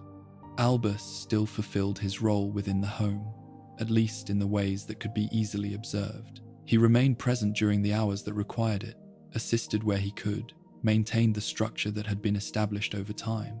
Yet there was a difference in how that presence felt. His thoughts were no longer fully anchored in the tasks before him. They moved elsewhere, returning to conversations that had not yet concluded, to ideas that continued to develop even in his absence.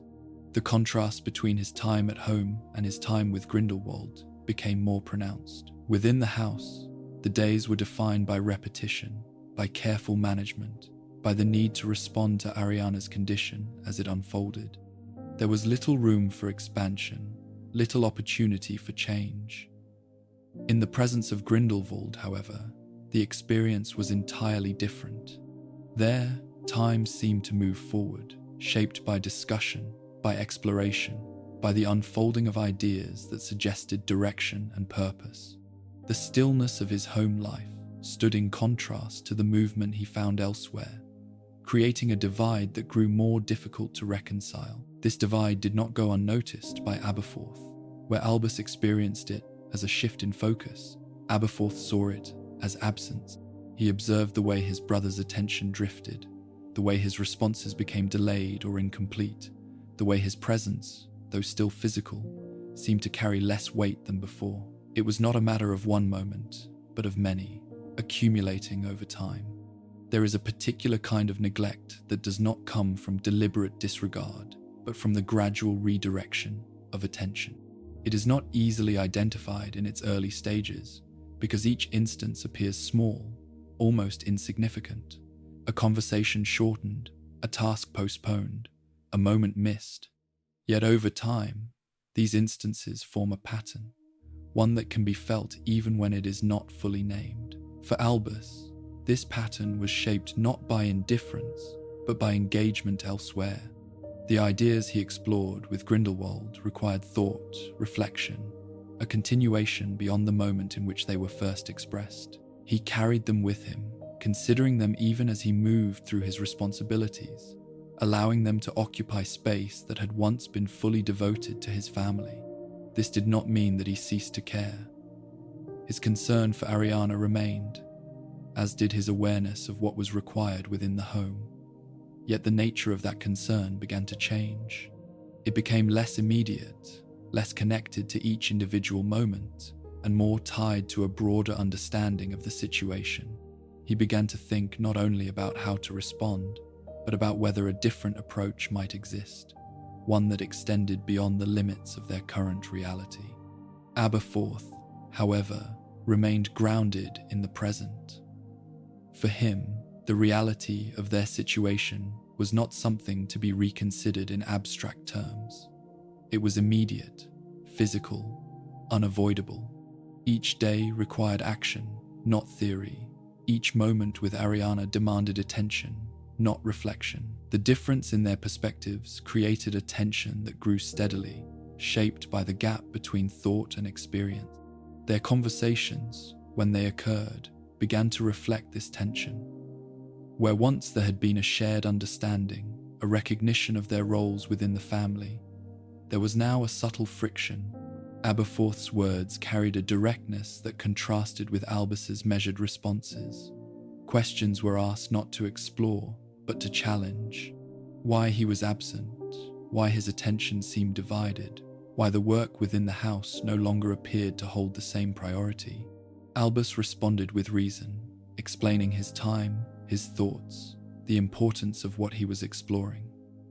Yet these explanations did not fully address what Aberforth perceived. The issue was not only where he went, but how he returned. The sense that something had shifted, that his focus had moved away from what had once defined it. Kendra, too, became aware of these changes, though her response was shaped by exhaustion rather than confrontation. Her attention remained fixed on Ariana, on the constant effort required to maintain stability. She did not question Albus directly, nor did she intervene in the growing tension between her sons. Instead, she continued as she had, carrying her responsibilities with the same determination, even as the balance within the household began to alter. Within this environment, the idea of responsibility itself began to take on a different meaning. For Albus, it was no longer only about fulfilling immediate duties, but about considering what might be possible beyond them. For Aberforth, it remained tied to the present, to the actions required each day, to the needs that could not be postponed. This difference did not lead to immediate conflict, but it created the conditions for it. The gap between their perspectives widened, shaped by repeated experiences, by the accumulation of moments where their understanding did not align. It was not yet open division, but it was movement in that direction. At the same time, Albus's connection with Grindelwald continued to deepen, reinforcing the shift that had already begun. The time they spent together grew longer, the conversations more focused, the ideas more defined. The sense of purpose that emerged from these interactions became increasingly compelling, offering a direction that contrasted with the static nature of his home life. There is a certain clarity that comes from engaging with possibility, from seeing a path that extends beyond immediate constraint. For Albus, this clarity did not erase his responsibilities, but it altered how they were experienced. What had once been central began to feel like part of a larger context, something that might be addressed in ways not yet realized. Yet within this shift, there remained a question that was not fully acknowledged: whether the movement towards something new required a corresponding movement away from what already existed, whether attention, once redirected, could be divided without loss. This question did not present itself directly. It remained beneath the surface, influencing perception without demanding immediate response. It was reflected in the moments where presence felt diminished, where connection seemed less certain, where the balance within the household began to change. As time continued, the pattern became more established. The life Albus had returned to remained in place, but it no longer held the same central position within his thoughts. It existed alongside something else, something that drew his attention outward, toward possibilities that extended beyond the boundaries of Godric's Hollow. And within this duality, the quiet consequences of that shift continued to unfold, not through sudden change, but through the steady progression of moments that, taken together, would shape what came next. The distance that had been forming within the Dumbledore household did not remain unspoken indefinitely. For a time, it existed in small moments, in glances, in pauses that carried more weight than words. But as those moments accumulated, they began to require expression. The balance that had once been maintained through quiet endurance could no longer hold without strain. It was Aberforth who gave that strain a voice. His nature had always been more direct, less inclined toward careful restraint. Where Albus considered, Aberforth responded. Where Albus measured, Aberforth spoke plainly. The difference between them, once a matter of personality, now became something more significant, shaped by the circumstances they shared and the ways in which they understood them. The conversation began without ceremony, as many such moments do, not as a formal discussion, but as a response to something immediate, a return delayed, an absence that could no longer be ignored. Aberforth's words were not raised at first, but they carried a sharpness that came from repetition, from thoughts held back and then released. He spoke of what was happening within the house, of the responsibilities that remained constant, of the effort required to manage what could not be controlled. He did not frame these as complaints, but as realities, as facts that defined their lives. And within those facts, he placed Albus, not as an observer, but as a participant whose role had begun to change. Albus listened, as he often did, allowing the words to settle before responding. His own perspective was not without reason. He spoke of the work he was doing, of the ideas he was exploring, of the potential those ideas held.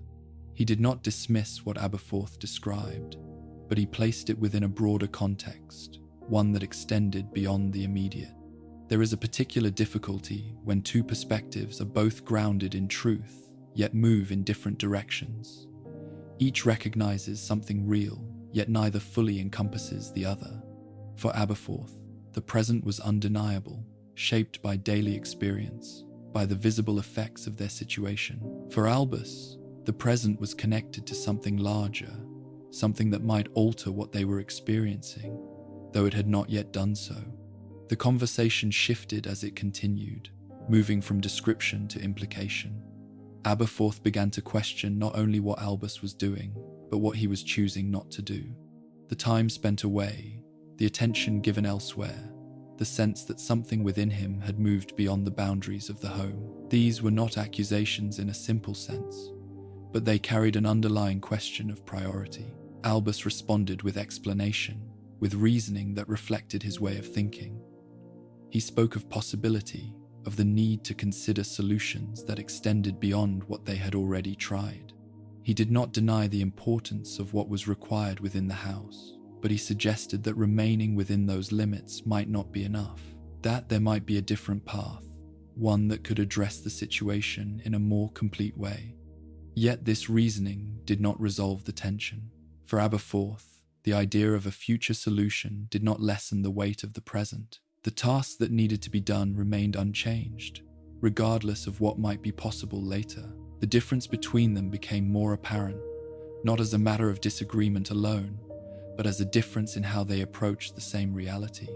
There was also something more personal beneath the surface of their exchange, a sense that the connection between them, once grounded in shared experience, was beginning to shift. Aberforth saw in Albus not only a brother, but someone who was moving away, whose focus was no longer entirely aligned with the needs of the family. Albus, in turn, saw in Aberforth a reflection of the present, a reminder of what he had not left behind, even as his thoughts moved elsewhere. As the conversation deepened, the tone changed. The initial restraint gave way to something more direct, more difficult to contain. Words carried not only meaning, but emotion, shaped by frustration, by concern, by the strain of their shared situation. It was not a loss of control, but it was a movement beyond the careful balance that had previously defined their interactions. Kendra was aware of this change, though she did not intervene immediately. Her position within the household had long been one of quiet management, of maintaining stability where possible. Yet even she could sense that something within the relationship between her sons was shifting, moving toward a point that would require acknowledgement. The argument, when it came, was not defined by a single statement, but by the accumulation of what had been left unsaid. Aberforth spoke of absence, of the feeling that Albus was no longer fully present, that his attention was divided in a way that affected what needed to be done. He questioned the value of what Albus pursued, not in abstract terms, but in relation to the immediate needs of their family. Albus responded not with dismissal, but with a different kind of insistence. He spoke of understanding, of the importance of seeking knowledge, of the possibility that what he was doing might lead to something that could change their situation. He did not frame it as escape, but as effort, as a form of engagement that extended beyond the visible. Yet the gap between these perspectives remained. It was not bridged by explanation, nor resolved through argument. Instead, it became more defined, more visible, shaping how they saw each other, how they understood their roles within the family. There is a moment in such exchanges where the focus shifts from what is being discussed to what it represents. The words themselves remain important, but they begin to reflect something larger, something that cannot be easily addressed through conversation alone. For Albus and Aberforth, that moment came as they recognized that their paths, while still connected, were beginning to diverge. The argument did not end with resolution. It settled into a quieter form, leaving behind an awareness that could not be undone. The relationship between them remained, but it had changed, shaped by what had been expressed and what remained unresolved. In the days that followed, the household returned to its routines, yet the tension did not disappear. It became part of the background, influencing interactions in subtle ways, altering the balance that had once existed. The connection between the brothers, though still present, carried a different weight, one that reflected the complexity of their situation. And within that complexity, the question of responsibility took on a new dimension. Not only what was required, but how it should be approached. Not only what could be done, but what should be chosen. These questions did not find immediate answers, but they remained, shaping the decisions that would follow. For Albus, the exchange with Aberforth introduced a clarity that could not be ignored. It revealed the impact of his choices, the way his actions were perceived, the difference between intention and effect. It did not lead him to abandon what he had begun, but it altered how he understood it. And in that understanding, the path ahead became more complex, defined not only by possibility, but by the relationships that would be affected by it. The moment did not arrive as something distant or gradual. It formed from what had already been set in motion, from the conversations, the tensions, the choices that had gathered quietly over time. What had once been contained within discussion now moved into action, not through careful planning, but through the force of conflicting intentions meeting in the same space. Grindelwald came to the house not as a visitor in the usual sense, but as someone who believed himself to be part of what was unfolding. His presence, once welcomed, now carried a different weight. The ideas he had shared, the direction he had suggested, stood in contrast to the reality within the Dumbledore home. Where he saw possibility, Aberforth saw disruption. Where Albus saw connection, Aberforth saw division. The conversation began with tension already present. There was no gradual introduction, no careful framing of words. What had been building between the brothers now extended outward, drawing Grindelwald into it. The differences in their perspectives became clear almost immediately, not as abstract disagreements, but as opposing views of what should be done. Aberforth spoke with the directness that had defined his approach, grounding his words in the reality of their situation. He described Ariana not as a problem to be solved, but as someone who required care, someone who could not be set aside in pursuit of something greater. His concern was immediate, focused on the present, on the responsibilities that could not be deferred. Grindelwald responded with a different kind of certainty. His words carried the same clarity that had marked his earlier discussions, but now they were applied to a situation that demanded more than theory. He spoke of the future, of what could be achieved, of the necessity of moving beyond limitation. In his view, the constraints that bound Albus were obstacles, not obligations. Albus stood between them, aware of both perspectives, drawn toward each in different ways. He understood the urgency in Aberforth's words, the reality they reflected. At the same time, he felt the pull of what Grindelwald represented, the sense that there was something beyond the life he had returned to, something that could not be ignored. The exchange grew more intense, not through sudden escalation, but through the accumulation of what had already been present. Words carried more force, not because they were louder, but because they were no longer restrained. Each spoke from a position that had been shaped over time, now brought into direct conflict. There is a point in such moments where conversation no longer holds its original form. It shifts, becoming something else, something that moves beyond explanation into action. For them, that shift came quickly, almost without transition. The tension that had been held within words found another expression, one that did not require language. Magic, once discussed as theory, now emerged as force. Not as deliberate attack at first, but as reaction, as the natural extension of emotion and intent. Each movement carried weight, shaped by the strength and control of those involved. It was not a structured duel in the formal sense, but a convergence of power driven by conflict rather than rule. Within that moment, clarity gave way to immediacy.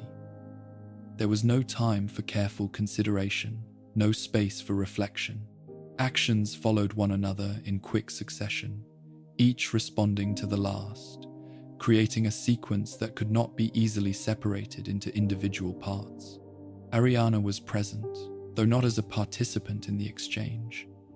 Her condition placed her within the space. Yet apart from it, her awareness shaped by the instability that had long defined her experience. The force of what was unfolding did not leave her untouched. Magic, already unpredictable within her, responded to the surrounding energy in ways that could not be controlled. The exact sequence of what followed cannot be fully defined. It exists in fragments, in moments remembered without clear order, in actions that overlapped and intertwined. What is certain is the outcome, though even that carries uncertainty in its origin. When the movement ceased, when the force that had filled the space settled into stillness, the result was irreversible. Ariana lay without motion, the presence that had defined so much of their lives suddenly absent. The energy that had once surrounded her was gone, replaced by a silence that carried more weight than any sound. In that silence, understanding did not come immediately. There was no clear recognition of what had happened, no single moment where cause and effect aligned. Instead, there was a gradual realization, shaped by what could be seen, by what could not be changed. The question of responsibility emerged almost at once, though it did not find an answer. 3 individuals had been present, each acting within the same moment, each contributing to what had unfolded. The spell that had ended Ariana's life could not be traced with certainty to any one of them. It remained undefined, not through lack of attention, but through the nature of the event itself. For Albus, this uncertainty became a defining aspect of what had occurred. It was not only the loss that shaped him, but the absence of clarity, the inability to know, to assign cause, to understand fully what his role had been.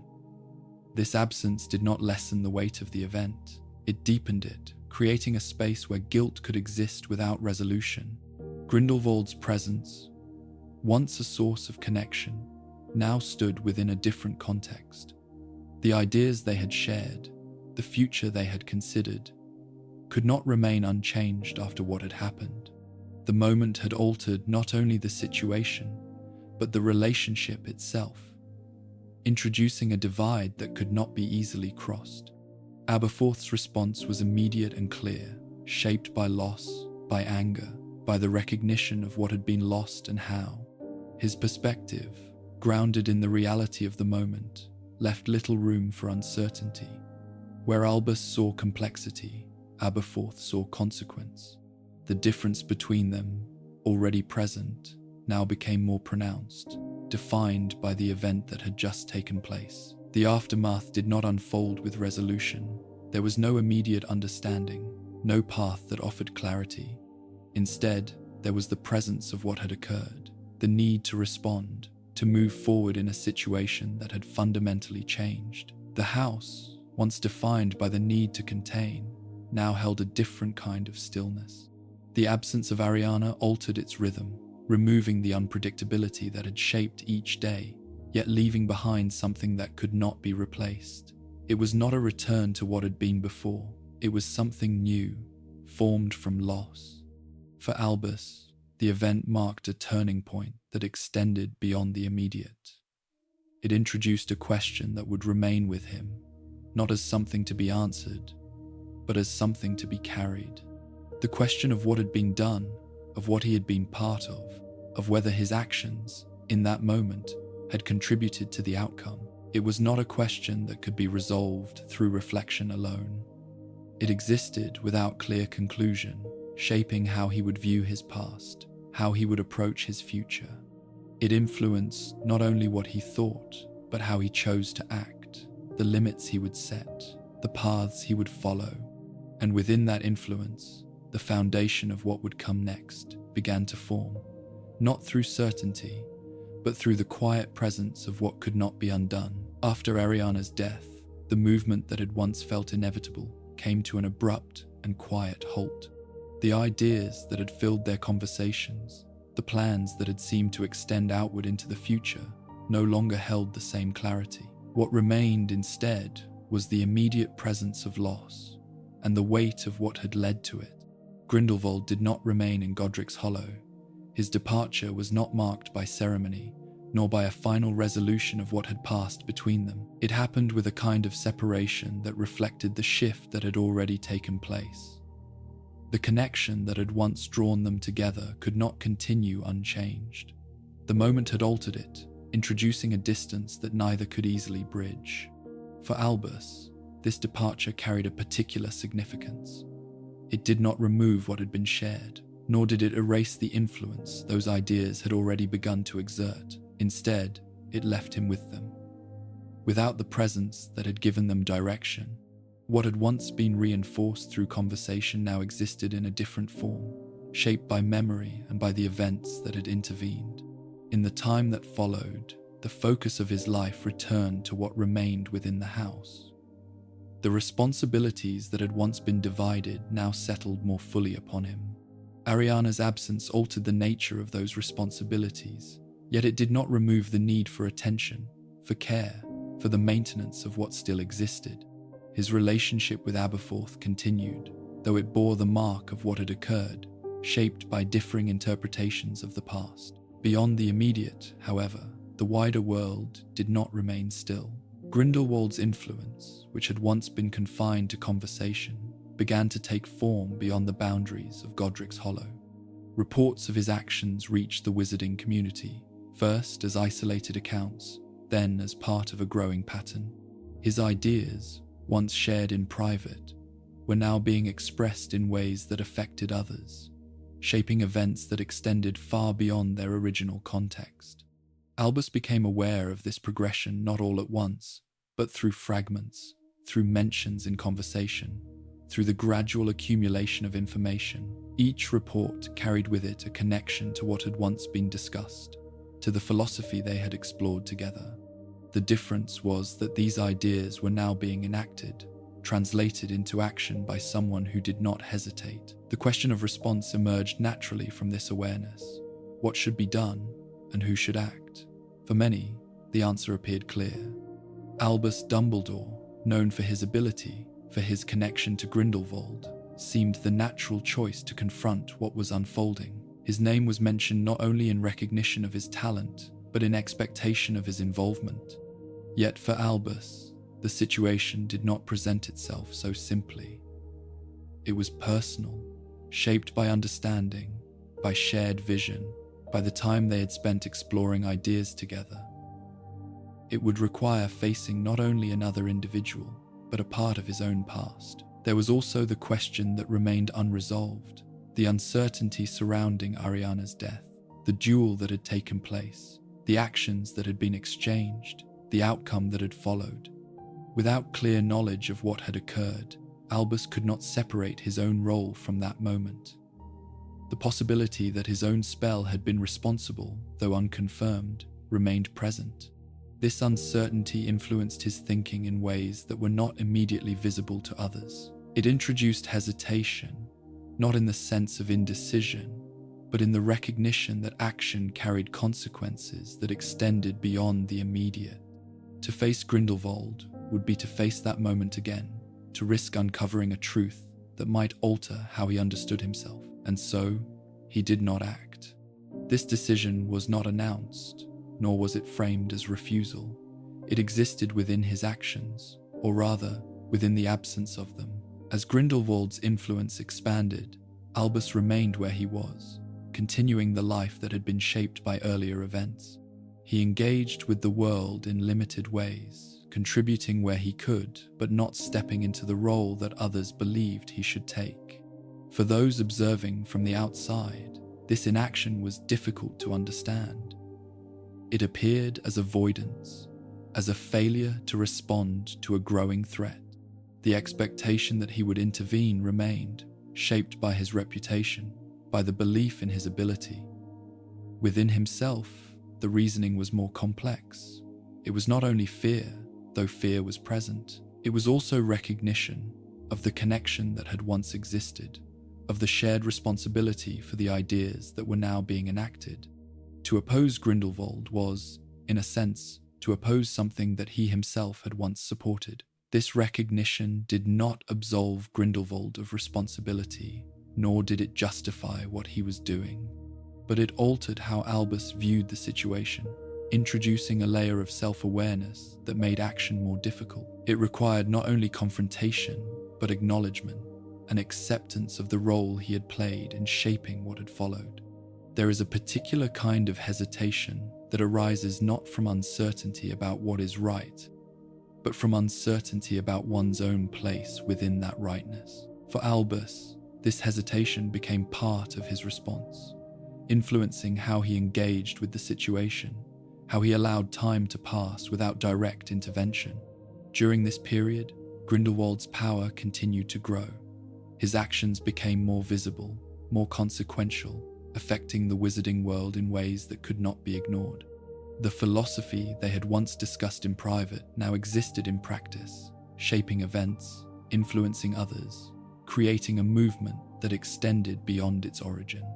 Albus observed this, aware of the connection, aware of what it represented, yet he remained separate from it, positioned at a distance that allowed him to see, but not to act. It was a position that could not be maintained indefinitely, though at the time, it seemed possible to continue within it. The question of responsibility, which had once been focused on his family, now extended outward, encompassing a wider context. What was his role in what was happening, and what did that role require of him? These questions did not find immediate answers, but they remained present, shaping his thoughts, influencing his decisions. As time moved forward, the gap between what was expected and what was done continued to widen. It created a tension not only within the broader world, but within Albus himself. The awareness of what could be done, contrasted with the reality of what was being done, introduced a sense of imbalance that could not be fully resolved. And within that imbalance, the decision to delay, to wait, to remain apart, became part of the path he followed, not as a final choice, but as a continuation of what had already begun.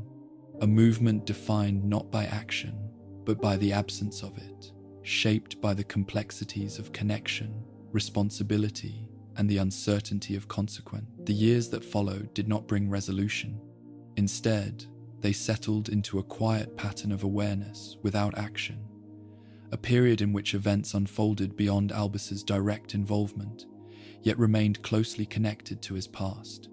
Grindelwald's influence continued to expand, not in sudden leaps, but through steady progression. His ideas, once confined to private discussion, had found an audience. His presence, once limited, had begun to shape the wider world. Reports of his actions arrived gradually, carried through conversation, through official channels, through the quiet exchange of information that moved within the wizarding community. Each account added detail, not only to what he was doing, but to how his philosophy was being received. There were those who followed him, drawn by the clarity of his vision, by the promise of a different order. There were others who resisted, who saw in his actions a threat that could not be ignored. Albus became aware of these developments in fragments at first. Then, with increasing clarity, the connection between what he had once discussed and what was now occurring could not be overlooked.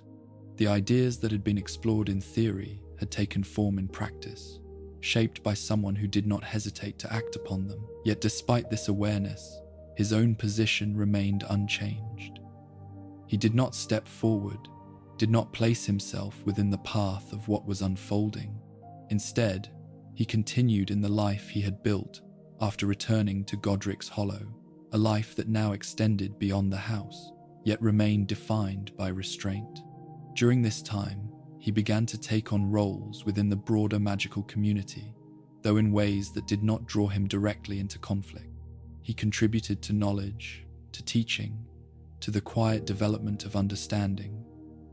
These actions reflected his abilities, his commitment to learning, yet they existed alongside a notable absence, the absence of direct engagement with the situation that many believed he was uniquely suited to address. This absence did not go unnoticed.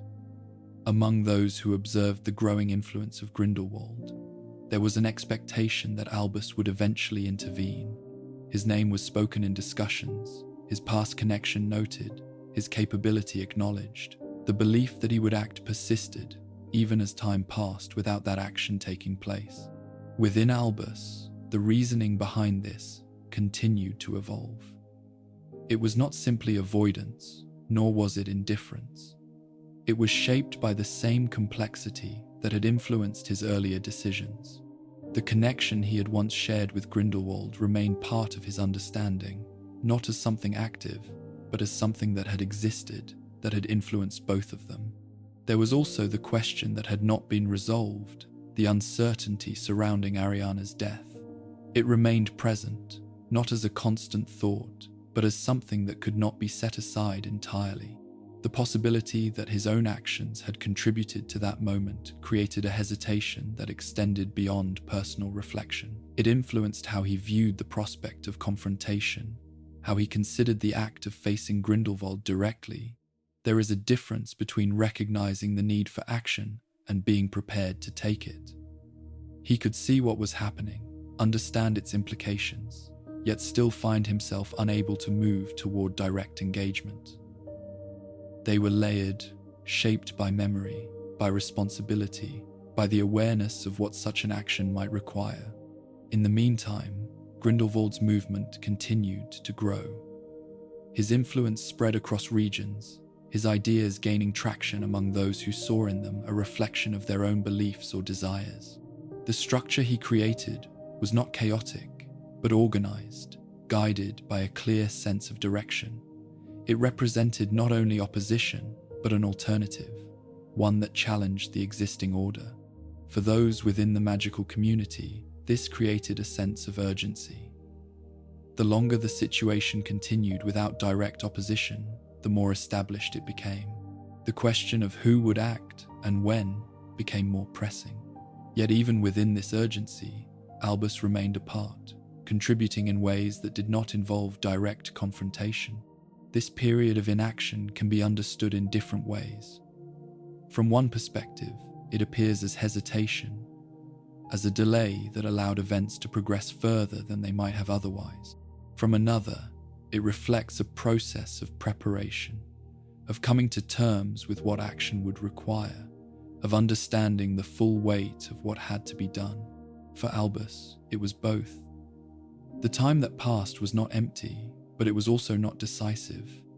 It allowed him to develop, to deepen his understanding, to consider the implications of what was unfolding. At the same time, it allowed Grindelwald's influence to grow, shaping the world in ways that would later require greater effort to address. Within this balance, the tension between knowledge and action became more pronounced. Albus knew what was happening. He understood the ideas behind it, the direction it was taking. Yet, knowing did not immediately lead to doing. The gap between the two remained, shaped by factors that extended beyond simple decision. There were moments, perhaps, when the possibility of action came closer to realization. Moments when the need became clearer, when the weight of expectation aligned with internal recognition. Yet these moments did not immediately result in change. They passed, becoming part of the larger pattern that defined this period.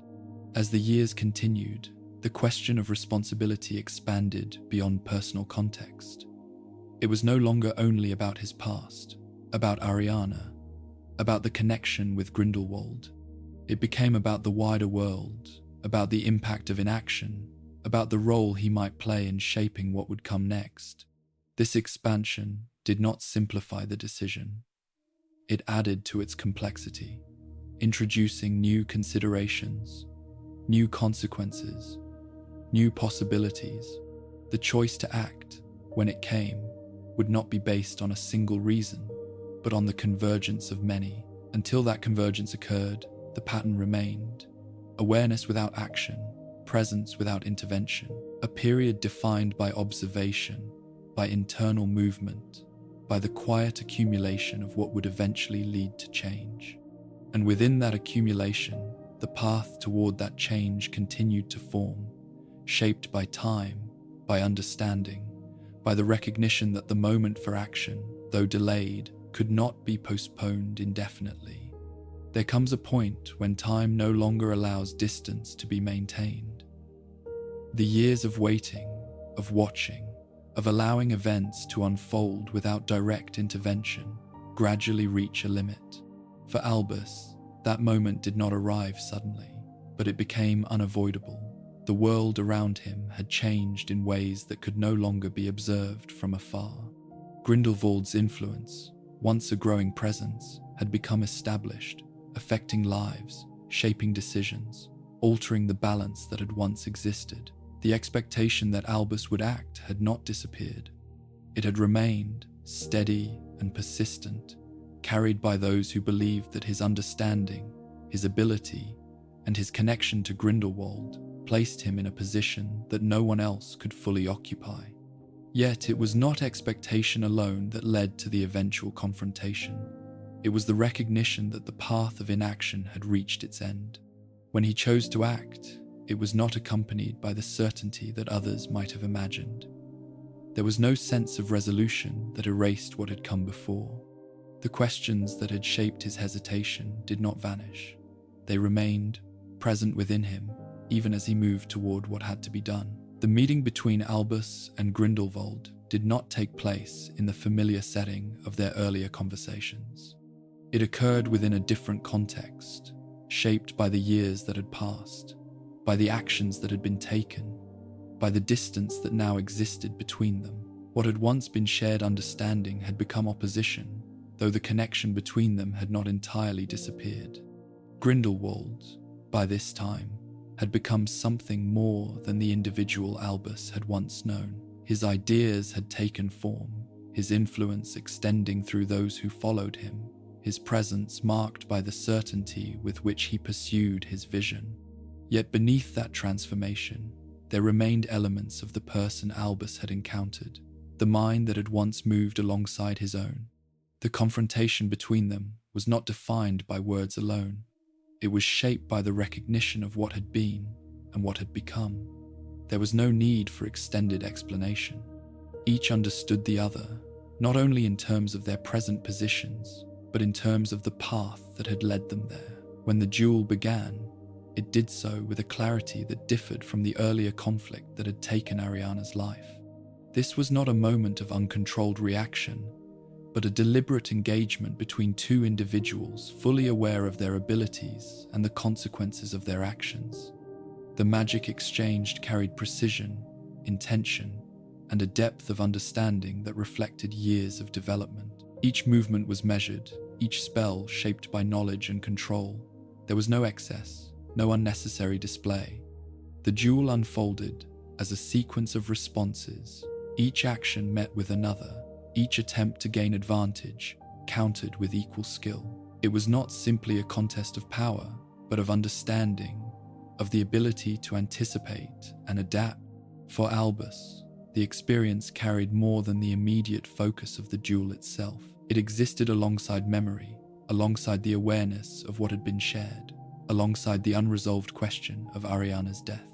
These elements did not prevent him from acting, but they remained present, influencing how he approached the moment. Grindelwald, in turn, did not hesitate.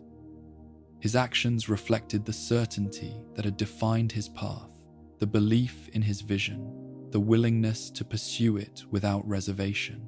The contrast between them, once expressed in conversation, now took form in action, shaping the course of the duel. The outcome, when it came, did not arrive with sudden finality. It emerged from the progression of the exchange, from the accumulation of moments in which advantage shifted, where understanding met resistance, where intention overcame opposition. Albus, through skill and control, brought the duel to its conclusion, not with spectacle, but with precision. Grindelwald was defeated, his power contained, his movement brought to an end through his capture. The immediate result was clear, yet its significance extended beyond the moment itself. It marked the conclusion of a path that had begun years earlier, in a different place, under different circumstances. For the wider world, this outcome was seen as a victory, a restoration of balance, a necessary response to what had unfolded. Albus's role in it was recognized, his ability affirmed, his position within the magical community further established. The expectations that had once been placed upon him appeared, at last, to have been fulfilled. Yet for Albus, the experience was not defined solely by that recognition. The act of confronting Grindelwald, of bringing an end to his influence, did not resolve the questions that had shaped his earlier hesitation. It did not provide clarity regarding the past, nor did it remove the complexity of what had been shared between them. There is a difference between ending something and understanding it. The duel achieved the former, but the latter remained incomplete. The connection that had once existed, the ideas that had been explored, the moment that had altered everything, all of it continued to exist within his memory, unchanged by the outcome of the confrontation. The Elder Wand, which passed into Albus's possession as a result of the duel, carried its own significance. It represented not only power, but the culmination of the pursuit that had once defined his connection with Grindelwald. Now, separated from that context, it became something else, an object to be understood, to be managed, to be approached with the caution that his experiences had reinforced. In the time that followed, Albus did not treat the outcome as a conclusion in the traditional sense. It marked the end of one path, but it did not define what would come next. The questions that remained continued to shape his thinking, influencing how he approached his role, how he understood power, how he chose to act within the world. The confrontation with Grindelwald stands as a moment of resolution within a broader narrative, yet it is also a point of reflection. It demonstrates the capacity for action after delay, the ability to respond when necessary. Yet it also highlights the complexity of the choices that led to that point. For Albus, it became part of the foundation upon which the rest of his life would be built. Not as a simple victory, but as an experience that carried both consequence and understanding, a moment that answered some questions while leaving others unchanged. And within that balance, the path forward continued, shaped not only by what had been achieved, but by what had been learned, by the recognition that action, even when necessary, does not erase the past, but becomes part of it. After the confrontation with Grindelwald, the movement of Albus's life shifted into something quieter, though no less significant. The world around him had been altered, the immediate threat contained, yet the questions that had shaped his earlier choices did not disappear. Instead, they settled into the way he approached what came next, guiding him toward a path that appeared calm on the surface, but carried depth beneath it. He returned to Hogwarts, not as a student, but as a teacher. The transition might have seemed natural to those who observed it, given his knowledge, his reputation, and his connection to the institution. Yet for Albus, it was more than a continuation of what had come before. It was a deliberate movement toward a role that allowed influence without direct control, presence without domination. Within the castle, the rhythms of life were familiar, though his position within them had changed. He no longer moved through corridors as a learner, but as someone who shaped the learning of others. His subject, transfiguration, required precision, patience, and understanding, qualities that aligned with the way he approached magic itself. In his lessons, he emphasized not only technique, but awareness, encouraging students to consider the nature of what they were doing, rather than simply how to do it. His presence in the classroom was steady, marked by clarity rather than force. He did not demand attention through authority alone, but through the way he engaged with his students. There was a sense that he observed as much as he instructed, that he paid attention not only to outcomes, but to the processes that led to them. This approach created an environment where learning extended beyond the immediate task, where questions were not dismissed, but explored. Students responded to this in different ways. Some were drawn to the depth of his explanations, finding in them a level of understanding that went beyond what was required. Others found his expectations challenging, not because they were unattainable, but because they required a kind of thinking that was not always comfortable. Yet even those who struggled recognized the consistency in his approach, the absence of unnecessary harshness, the presence of a guiding intention that remained constant. Beyond the classroom, his influence extended in quieter ways. He observed the students not only in their studies, but in their interactions, in the choices they made, in the ways they responded to the world around them. He did not intervene in every situation, nor did he attempt to control outcomes. Instead, he allowed space for development, for growth that emerged through experience rather than direction. There is a particular kind of guidance that does not rely on direct instruction. It exists in the way questions are asked, in the moments where attention is given, in the choices that are allowed to unfold without interference. Albus began to adopt this form of guidance, shaping the environment rather than the individual, creating conditions in which understanding could develop. At times, this approach required restraint. There were moments when he saw paths that might lead to difficulty, outcomes that could be anticipated, yet he did not always act to prevent them. He understood that experience carried its own form of learning, that certain realizations could not be given, but had to be reached. This understanding influenced how he chose to engage, when to act, and when to remain still. His colleagues at Hogwarts recognized his abilities, though they experienced them in different ways. Some saw in him a depth of knowledge that set him apart, a mind capable of engaging with complex ideas without effort. Others observed his manner, the way he moved through situations with a calm that did not easily shift. There was respect, certainly, but also a sense that there was more beneath the surface than what was immediately visible. Within this environment, Albus found a form of balance that had been difficult to achieve elsewhere. The structure of Hogwarts allowed him to engage with the world while maintaining a certain distance, to contribute without becoming fully immersed in conflict. It offered a place where his abilities could be applied in a way that aligned with the lessons he had learned, the caution that had been shaped by his past. Yet even within this balance, there remained an awareness of what lay beyond the castle walls. The world did not remain static, and the events that had led to his confrontation with Grindelwald were part of a larger pattern that continued to evolve. He did not ignore this, but he did not allow it to define his daily actions. Instead, he maintained a position that allowed for observation, for understanding, for the possibility of response when needed. In his interactions with students, there were moments where his own experiences seemed to influence his approach more directly, when questions of power, of choice, of responsibility arose. His responses carried a weight that extended beyond the immediate context. He did not speak of his past openly, but there was a sense that his answers were shaped by more than theory, that they reflected a deeper consideration. This influence was not always explicit. It appeared in the way he framed questions, in the emphasis he placed on certain aspects of understanding, in the care with which he approached topics that involved consequence. It suggested that for him, knowledge was not separate from experience, that the two were intertwined in ways that could not be easily separated. Over time, his role within Hogwarts expanded.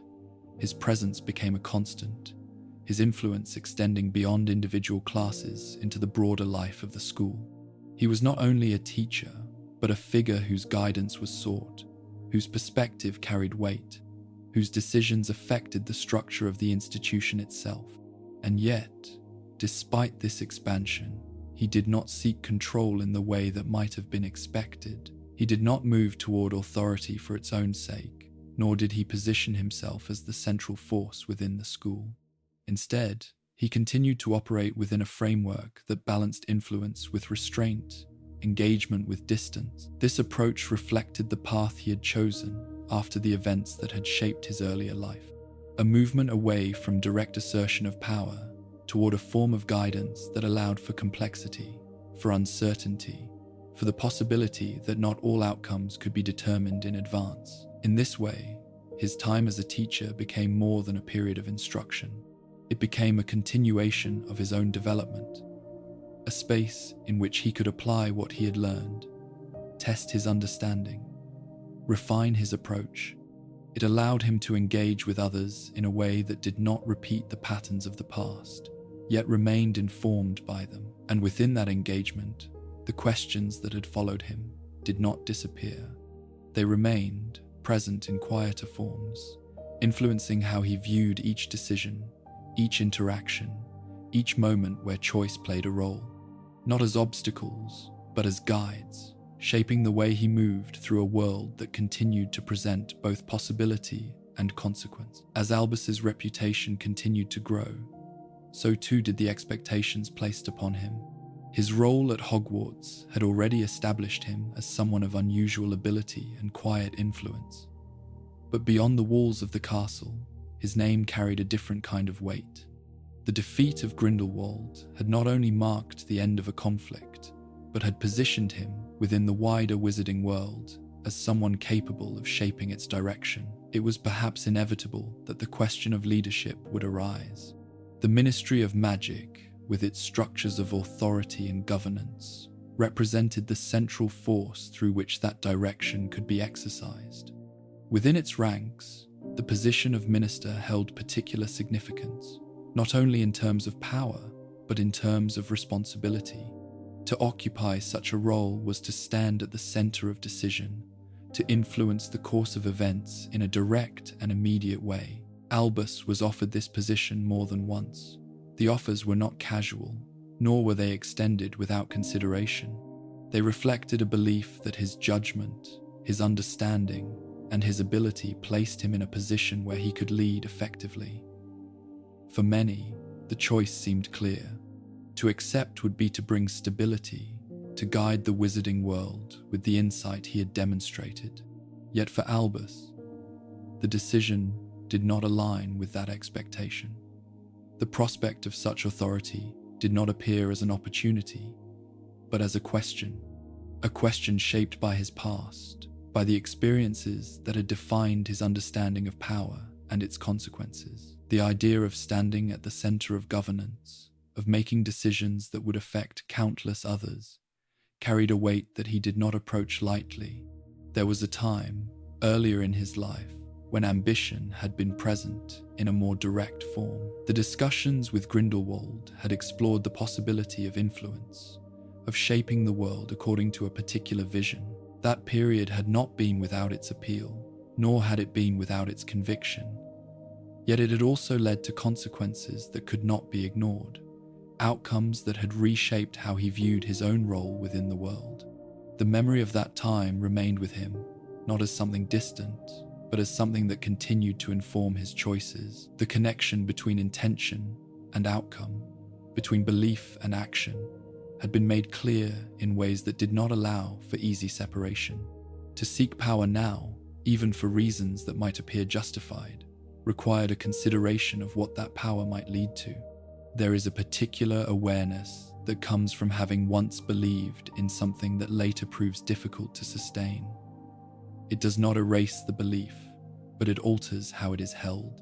It introduces a caution, a recognition that certainty can be shaped by perspective, that conviction does not always align with consequence. For Albus, this awareness influenced how he approached the idea of authority. In declining the position of minister, he did not present his reasoning as a rejection of responsibility. Instead, it reflected a different understanding of what responsibility required. He recognized that power, when placed in his hands, might not be used as others expected, that the very qualities that made him suited for leadership also carried the potential for imbalance. This recognition was not based on a lack of confidence in his abilities, but on an understanding of their scope. He knew what he could do, but he also knew how easily such capability could extend beyond its intended purpose. The line between guidance and control, between influence and authority, was not always clear, and in that uncertainty, he chose to step back. His refusal did not diminish his influence. If anything, it reshaped it. By remaining outside the central structure of the ministry, he positioned himself in a way that allowed for a different kind of engagement. He could advise without commanding, observe without being bound by the immediate demands of governance. This position carried its own form of power, one that operated through presence rather than decree. For those within the ministry, his decision was met with a range of responses. Some understood it as a reflection of humility, a recognition that leadership required more than ability. Others viewed it as a missed opportunity, a refusal to take on a role that he was uniquely suited to fill. The absence of his direct involvement left space for others, for decisions to be made without his guidance, for outcomes that might have been different under his direction. Within Hogwarts, his role continued to expand, though not in ways that mirrored the structure of the ministry. He took on greater responsibility, eventually becoming headmaster, a position that allowed him to shape the institution more directly. Yet even here, his approach remained consistent with the principles he had developed. He guided rather than controlled, influenced rather than imposed. The distinction between these forms of leadership became an essential part of how he understood his place within the world. He did not reject authority entirely, but he chose the context in which it would be exercised. He recognized that power could be held in different ways, that its expression did not always require formal position. At the same time, the question of whether this choice represented wisdom or avoidance remained present. By declining the role of minister, he avoided the direct application of power, but he also stepped away from the opportunity to influence events at the highest level. The balance between these outcomes was not easily defined, nor was it entirely resolved. There were moments, perhaps, when the implications of this choice became more apparent. When decisions made within the ministry unfolded in ways that he might have approached differently. When the absence of his voice within that structure was felt not only by others, but by himself. Yet even in those moments, he did not reverse his decision. Instead, he continued along the path he had chosen, one that emphasized understanding, guidance, and the careful use of influence. It was a path shaped by his past, by the lessons he had learned, by the recognition that power, once taken, could not always be easily set aside. In this way, The refusal of the ministerial position became more than a single decision. It reflected a broader approach to leadership, one that valued restraint as much as action, awareness as much as authority.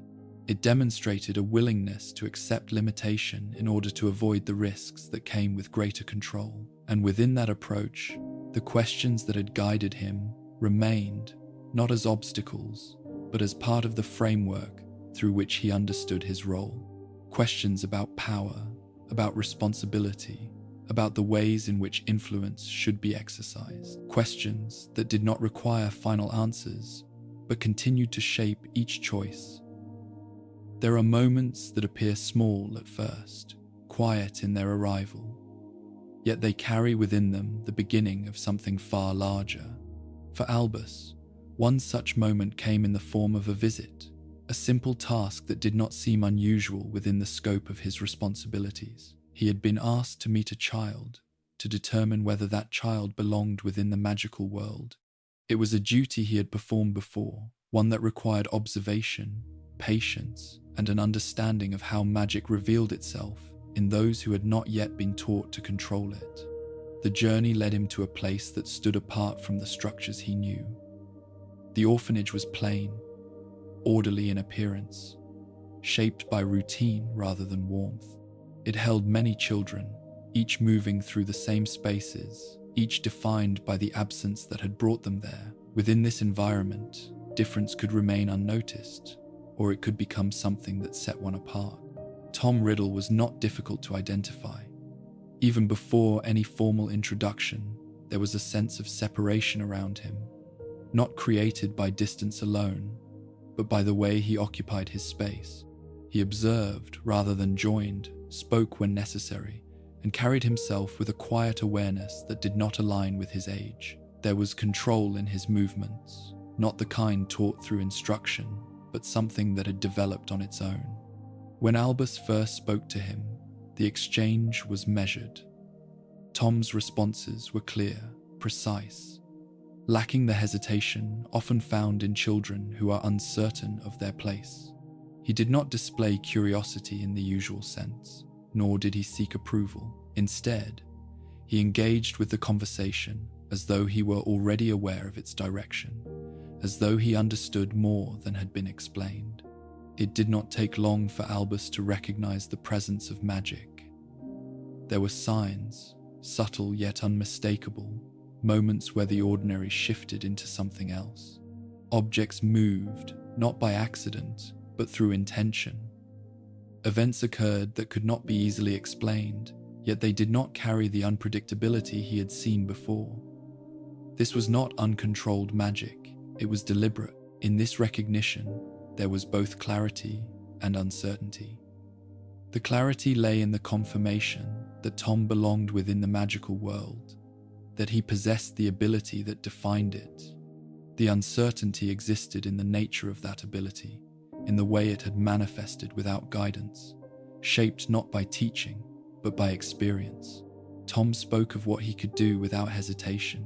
He described moments where he had influenced others, where he had exerted control over situations that had not gone as he wished. There was no sense of wrongdoing in his explanation, no recognition that such actions might require reflection. Instead, there was a quiet certainty, an understanding that his abilities placed him in a position of advantage. Albus listened carefully, not only to the words, but to what they revealed. There was intelligence, certainly, and awareness, yet there was also something else. Something that suggested a different relationship with power. It was not viewed as something to be understood or balanced, but as something to be used. In that moment, a question began to form, not about whether Tom should be brought to Hogwarts, but about what that decision might lead to. The role of Hogwarts was to teach, to guide, to provide structure for those who possessed magic. Yet structure alone did not determine outcome. It shaped possibility, but it did not define it. To leave Tom where he was would mean allowing his abilities to develop without direction, to continue in a way that had already shown signs of imbalance. To bring him to Hogwarts would provide guidance, but it would also place him within a system that might not fully address what lay beneath the surface. The choice was made with an understanding of both outcomes, though not with certainty of which would prove more significant. Albus extended the invitation, offering Tom the opportunity to enter a different world, one that might shape him in ways that could not be predicted. The journey to Diagon Alley marked the beginning of that transition. For Tom, it was an introduction to a reality he had sensed but not fully known. The shops, the objects, the presence of magic in open form, all of it confirmed what he had already begun to understand about himself. Yet his response was not one of wonder alone. It carried a sense of recognition, as though he were not discovering something new, but stepping into something that had always been his. Albus observed this closely. There was curiosity, but it was directed. There was interest, but it was measured. Tom did not react as others might have, overwhelmed by the sudden expansion of his world. Instead, he assessed, considered, absorbed what he saw in a way that suggested purpose rather than surprise. At Ollivander's, the selection of a wand further revealed this pattern. The process, often marked by uncertainty, unfolded with a kind of inevitability. When the wand chose Tom, there was a moment of alignment, a recognition that extended beyond the simple act of selection. The core, the wood, the history embedded within it, all of it suggested a path that was not entirely separate from what Albus had already observed. There are moments when understanding does not arrive fully formed, but exists as a sense, an awareness that something is present without being clearly defined. For Albus, this was such a moment. He recognized that Tom possessed not only ability, but direction, a way of engaging with the world that differed from what he had seen in others. Yet recognition did not lead to immediate action beyond what had already been decided. The role he had taken on was to guide, to introduce, to provide the opportunity for learning. It was not to determine outcome, nor to shape the path in its entirety. That responsibility would unfold over time, influenced by factors that could not yet be fully understood. As Tom prepared to enter Hogwarts, the questions that had arisen during that first meeting did not disappear. They remained present within Albus's thoughts, shaping how he viewed what was to come, not as a prediction, but as a possibility, one that required attention, even if it did not yet require intervention. In this way, the meeting between Albus and Tom marked the beginning of something that extended beyond a single moment. It introduced a connection that would develop over time, influenced by choices, by understanding, by the paths each would take. A connection that would carry significance far beyond what could be seen at its origin, shaping events in ways that neither could fully anticipate. As the years passed and Tom Riddle moved through his time at Hogwarts, the early impressions formed during that first meeting did not fade. Instead, they developed, taking on clearer shape as his abilities and choices became more defined. For Albus, this was not a process observed from a distance, but one followed with quiet attention, shaped by both awareness and restraint. Tom proved to be an exceptional student. His understanding of magic was precise, his execution controlled, his knowledge expanding with a consistency that drew recognition from both professors and peers. He excelled in subjects that required discipline and focus, approaching each lesson not simply as a requirement, but as an opportunity to extend his own capability. In many ways, his progress mirrored the path Albus himself had once taken, marked by talent and the ability to move beyond expectation. Yet beneath that progression, there remained a difference that could not be easily defined. Tom did not seek connection in the same way others did. While he maintained relationships, they were shaped by purpose rather than shared understanding. He gathered those around him not through openness, but through influence, creating a circle that reflected his own direction rather than challenging it. Albus observed this pattern, noting how Tom interacted with others, how he positioned himself within the structure of the school. There was a sense of control in his behavior, an awareness of how he was perceived, and how that perception could be shaped. It was not overt, nor was it disruptive in a way that required immediate response. Instead, it existed within the normal flow of school life, present yet not easily addressed. There were moments, however, when Tom's interest extended beyond the standard curriculum. He showed a particular inclination towards subjects that explored the limits of magic, areas that touched on what was not commonly taught or not openly discussed. His questions reflected a desire to understand not only what magic could do, but how far it could be pushed, what boundaries might exist, and whether those boundaries could be altered. These questions were not always presented directly. Often, they appeared within broader discussions, framed in ways that suggested academic curiosity rather than specific intent. Yet the pattern was consistent, revealing a focus that went beyond ordinary interest. Albus recognized this, not as something immediately dangerous, but as something that required attention. At times, he chose to engage, offering responses that guided without fully revealing, that acknowledged the question while shaping its direction. He did not dismiss Tom's curiosity, nor did he encourage it without consideration. Instead, he maintained a balance, allowing exploration within limits that he believed necessary. This approach reflected the broader pattern of his guidance. He did not intervene in every instance, nor did he attempt to control the development of each student. He allowed space for growth, for learning that emerged through experience.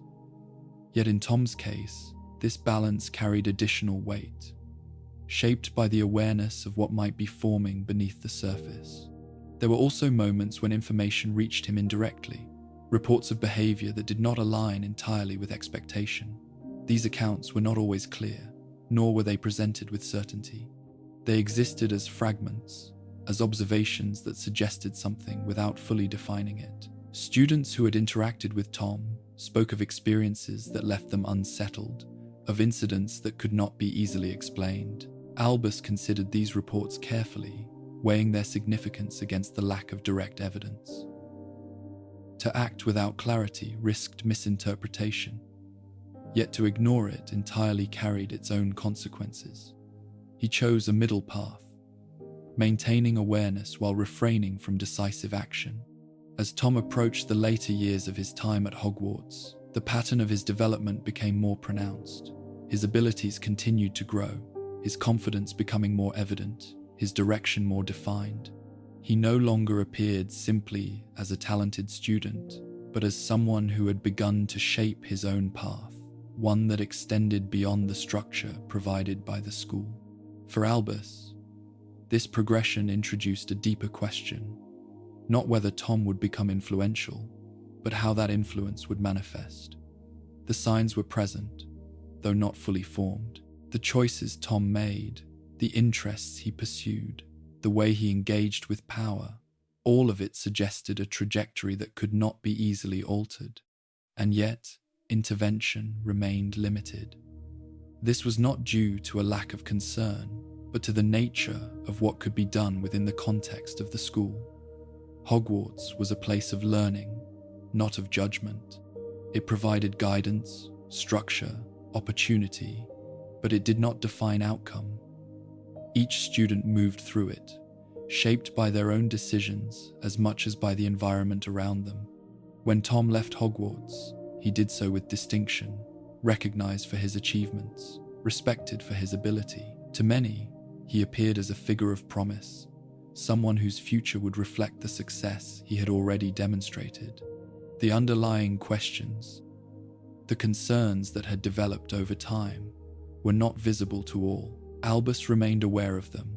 He understood that the end of Tom's time at Hogwarts did not mark the end of his development, but the beginning of something else. The structure that had once provided limits was no longer present, and what would follow would be shaped by choices made beyond that framework. In the years that followed, information about Tom's activities began to emerge, though not all at once. At first, there were only scattered reports, hints of movement, of associations that suggested a direction. Then, gradually, a clearer picture began to form, one that aligned with the patterns Albus had observed during Tom's time as a student. The name he chose for himself, the identity he constructed, reflected a shift that extended beyond appearance. It marked a transformation, not only in how he was perceived, but in how he understood himself. The influence he began to exert, the actions that followed, all of it pointed toward a path that had moved beyond what could have been shaped within the walls of Hogwarts. For Albus, this realization did not come as a sudden revelation, but as a confirmation of what had been developing over time. The signs he had observed, the questions he had considered, the awareness he had maintained, all of it aligned with what was now becoming visible. Yet even with this understanding, the question of response remained complex. The transition from observation to action was not immediate, shaped by the same considerations that had influenced his earlier decisions. The recognition of what was unfolding did not eliminate the need to consider how to respond, what that response would require, and what consequences it might carry. And so, as Tom Riddle became something else, as his presence within the world began to expand, Albus continued to observe, to understand, to prepare in ways that were not always visible. The path ahead, once again, was not defined by certainty, but by the quiet accumulation of awareness, shaped by the choices that would eventually need to be made. As Tom Riddle's transformation into something more deliberate became visible, the world around him did not remain unchanged. His influence, once limited to quiet actions and controlled interactions, began to extend outward, shaping a movement that gathered strength over time. The name he chose came to carry meaning, not only as an identity, but as a signal, a presence that others began to recognize, whether with loyalty or fear. For Albus, this period did not begin with a single event, but with the gradual accumulation of evidence that what had once been observed in isolation was now part of a wider pattern. Reports became more consistent, more detailed, no longer limited to fragments or uncertain accounts. They described actions that could not be dismissed as coincidence, choices that reflected intention rather than impulse.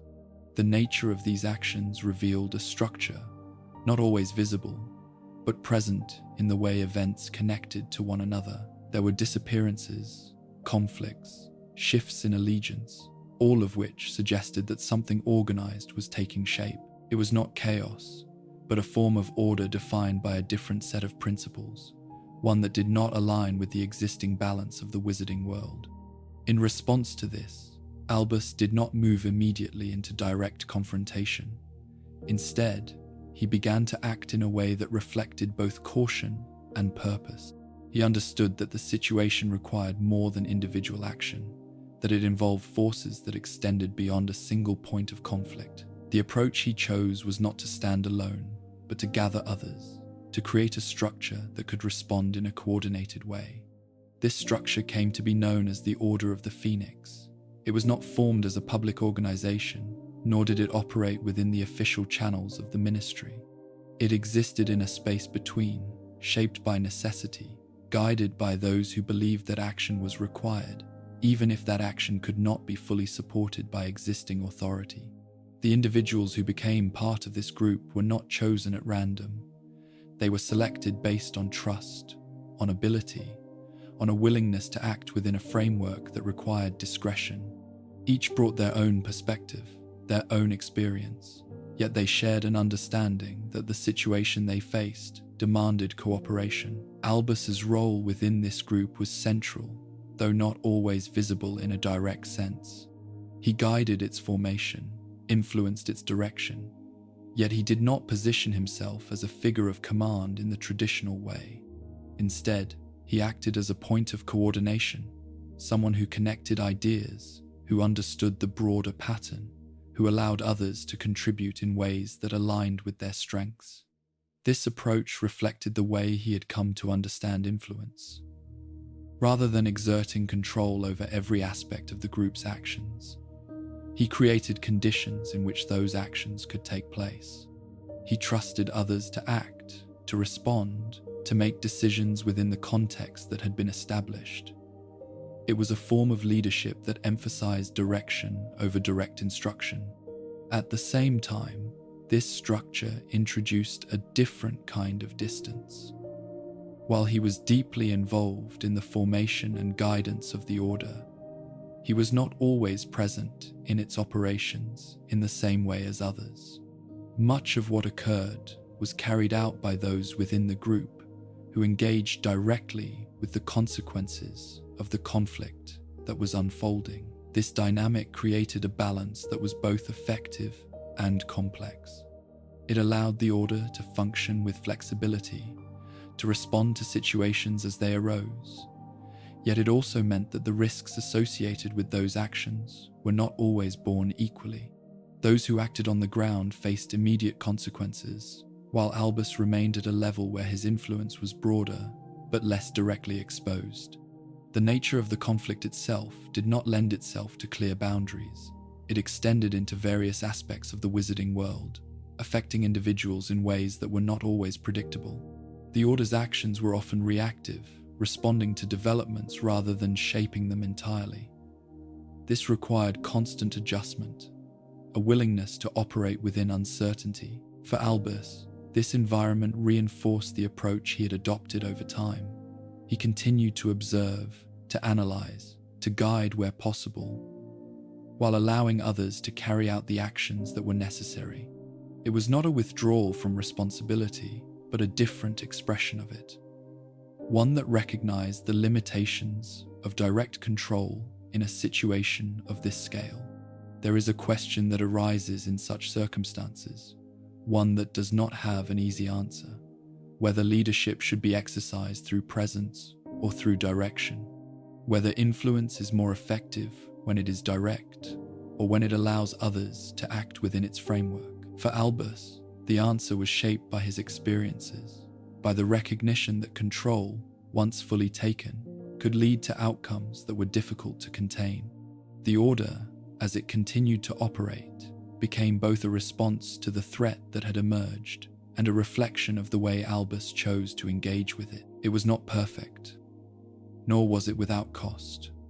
The individuals within it faced challenges, made sacrifices, encountered situations that could not always be resolved. Yet it persisted, shaped by the shared understanding that action, even when limited, was necessary. That standing apart entirely was not an option, even if direct confrontation remained complex. The existence of the Order represented a middle path, one that allowed for engagement without requiring the kind of centralized control that Albus had chosen to avoid. Within this framework, the conflict continued, evolving over time, shaped by both the actions of those who opposed it and the responses of those who sought to contain it. For Albus, this period became one of ongoing engagement, not through singular moments of action, but through the continuous process of guiding, observing, and responding. And within that process, the questions that had accompanied him remained present, not as obstacles, but as considerations, influencing how he chose to act, how he understood the balance between influence and responsibility. Questions that did not disappear, but continued to shape the path he followed as the world around him moved through a period of uncertainty and change. When the conflict that had defined so much of the wizarding world reached its turning point, it did not conclude with clarity or certainty. Instead, it left behind fragments, outcomes that required interpretation, and a future that remained uncertain. Among those outcomes was the survival of a child, an event that carried significance far beyond what could be understood in the moment. Harry Potter's survival was not simply a matter of chance. It was the result of forces that had been set in motion long before that night, shaped by choices, by sacrifice, by a form of protection that extended beyond ordinary magic.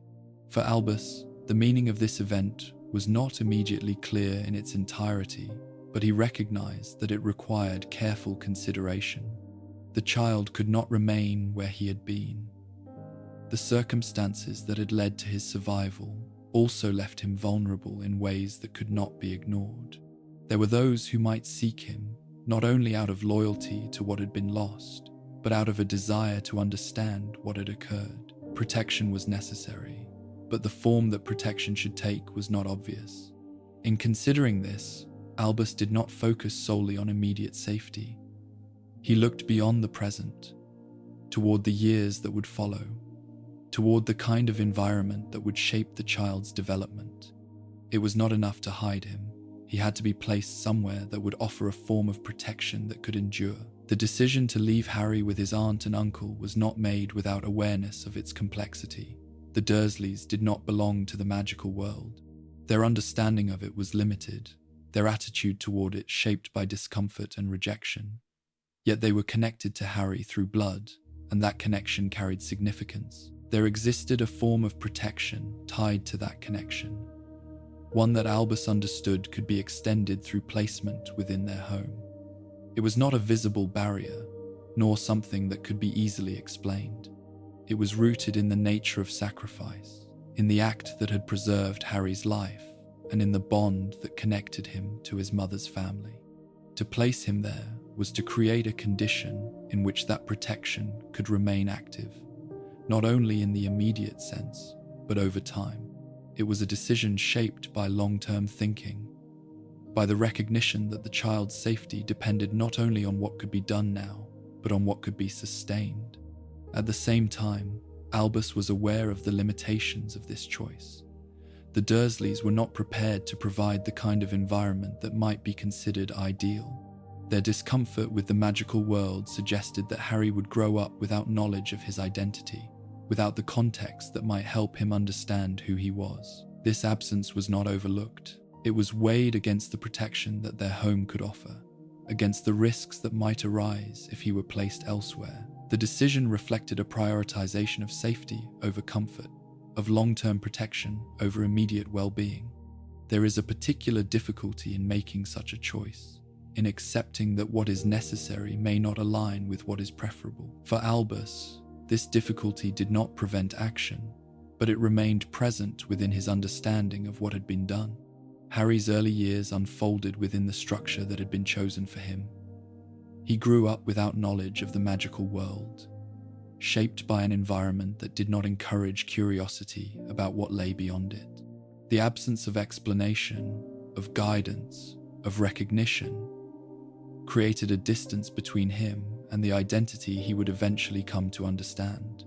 From a distance, Albus observed this development, not with indifference, but with a kind of measured attention. He did not intervene directly, nor did he attempt to alter the conditions that had been established. The protection in place required consistency, and any change carried the risk of weakening what had been set. This approach reflected the broader pattern of his decisions. He acted with consideration of long-term outcome, even when that outcome required the acceptance of immediate difficulty. It was not a rejection of care, but a different form of it, one that prioritized what might be needed later over what might be desired now. There were moments, perhaps, when the implications of this choice became more apparent, when the absence of knowledge, of understanding, of connection to the magical world might have seemed to limit Harry in ways that could not be easily justified. Yet even in those moments, the structure remained unchanged. The question of whether this decision was correct does not find a simple answer. It reflects a balance between competing needs, between safety and experience, between protection and growth. It is shaped by the recognition that each choice carries both benefit and cost, that the outcome cannot be separated from the conditions that created it. For Albus, this decision became part of the larger pattern of his life. It demonstrated the way he approached responsibility, the way he weighed options, the way he accepted the consequences of what he chose. It was not an isolated act, but a continuation of the principles that had guided him through earlier moments. As Harry grew, the effects of this choice would continue to unfold, influencing how he saw the world, how he understood himself, how he responded to the events that would eventually bring him into the center of a conflict he had not chosen. And within that unfolding, the role Albus had played remained present, not always visible, but always connected to the path that had been set. A reminder that decisions made in one moment can extend far beyond it, shaping lives in ways that cannot be fully predicted, yet must be accepted as part of what follows. When Harry Potter first arrived at Hogwarts, the distance that had defined his early life did not disappear entirely. It changed in form, becoming less visible, yet remaining present in ways that shaped how he experienced the world around him.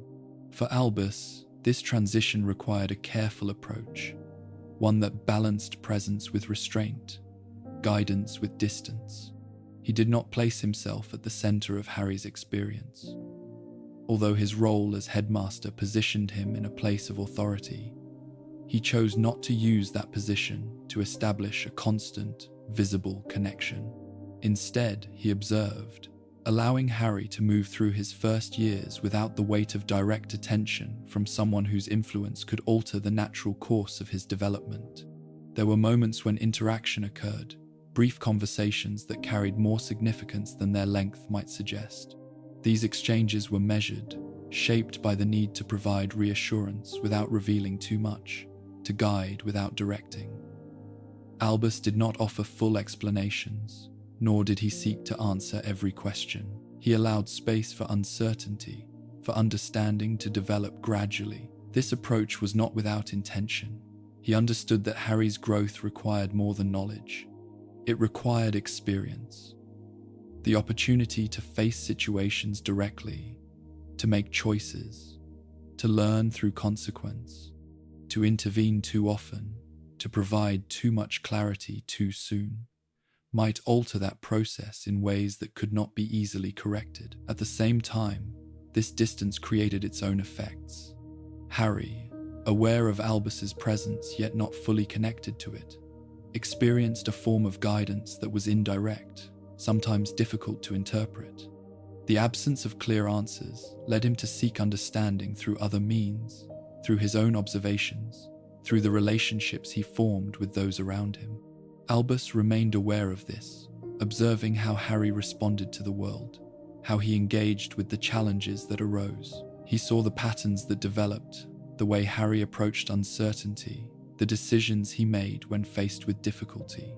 These observations informed his own choices, shaping when he chose to act and when he remained still.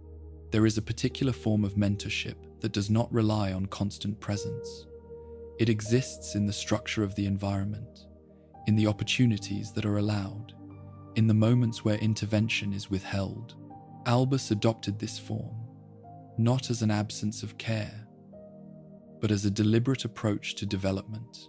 Yet within this approach, there remained a question: whether distance, even when chosen with intention, might create gaps that could not be easily filled. Whether the absence of direct guidance might lead to uncertainty that extended beyond what was necessary. In Harry's early years at Hogwarts, these questions did not fully surface.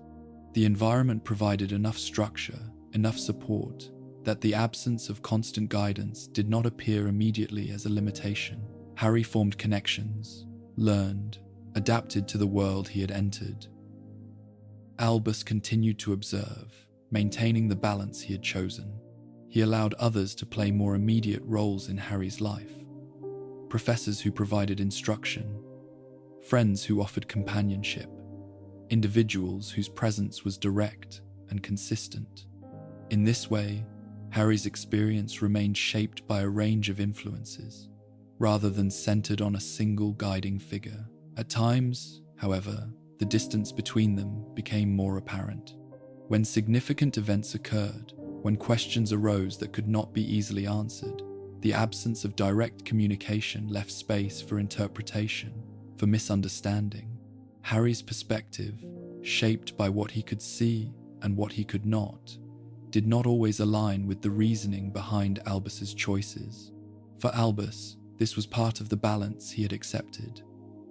He understood that not all decisions would be visible in their full context, that some actions would appear incomplete when viewed from a limited perspective.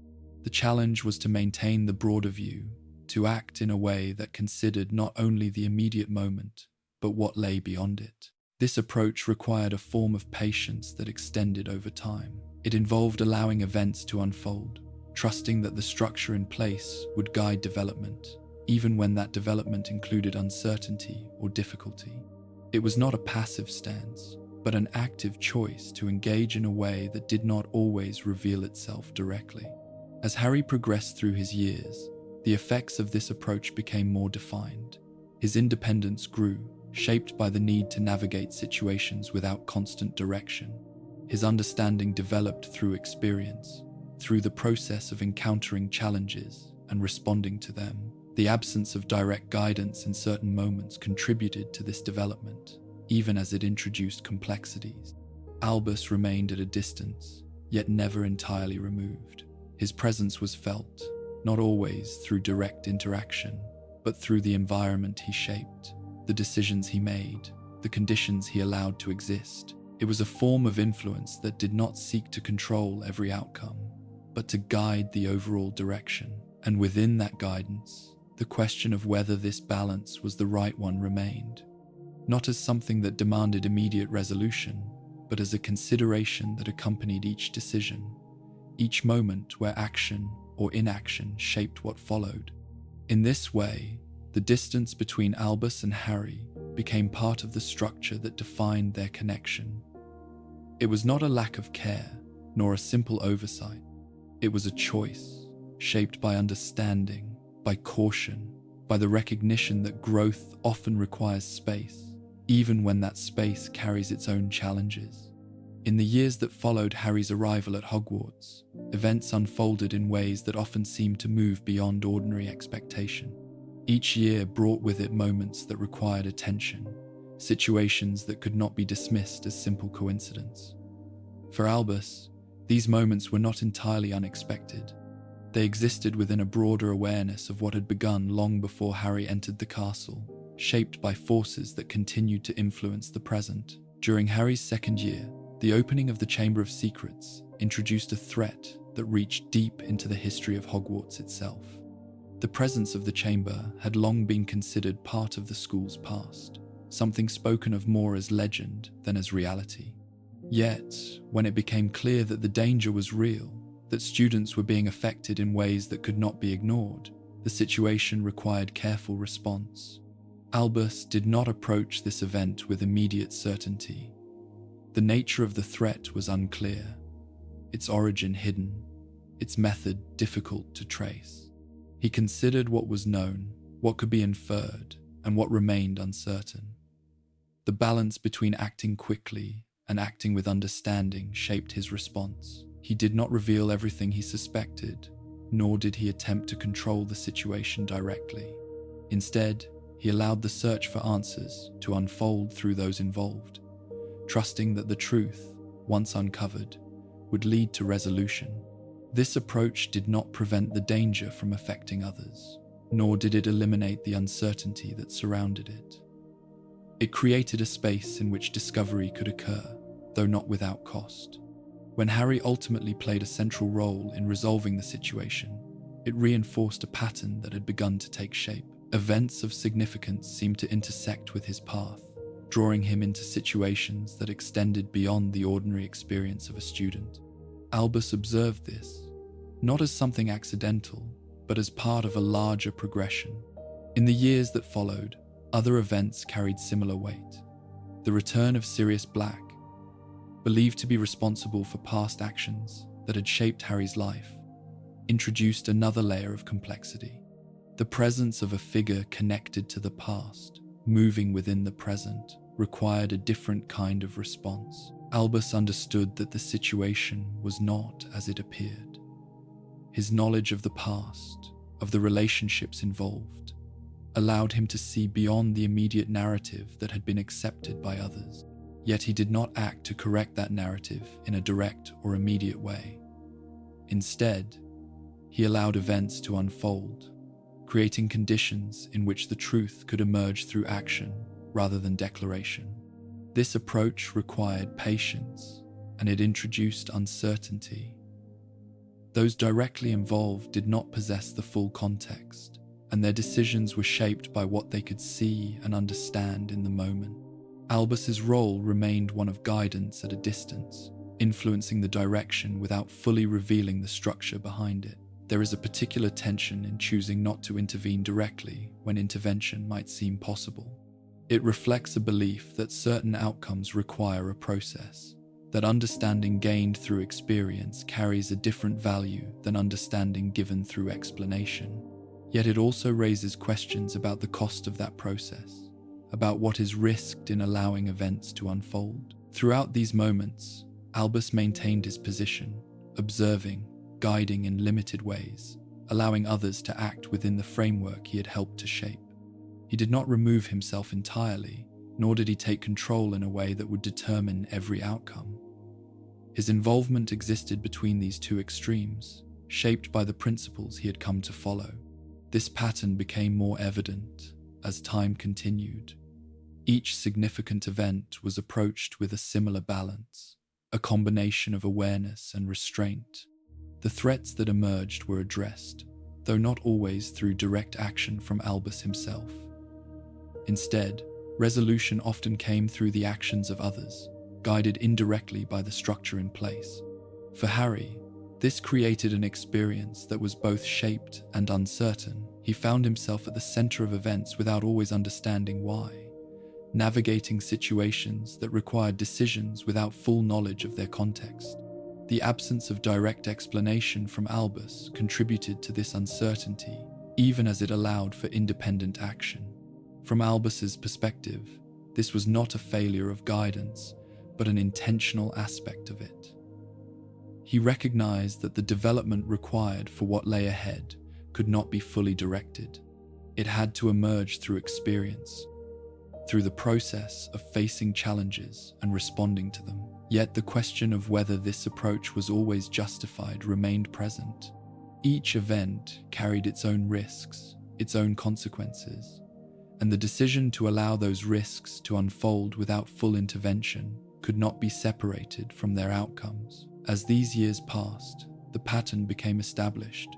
The world within Hogwarts continued to hold moments that extended beyond its usual boundaries, and Albus continued to engage with those moments in a way that balanced knowledge with restraint.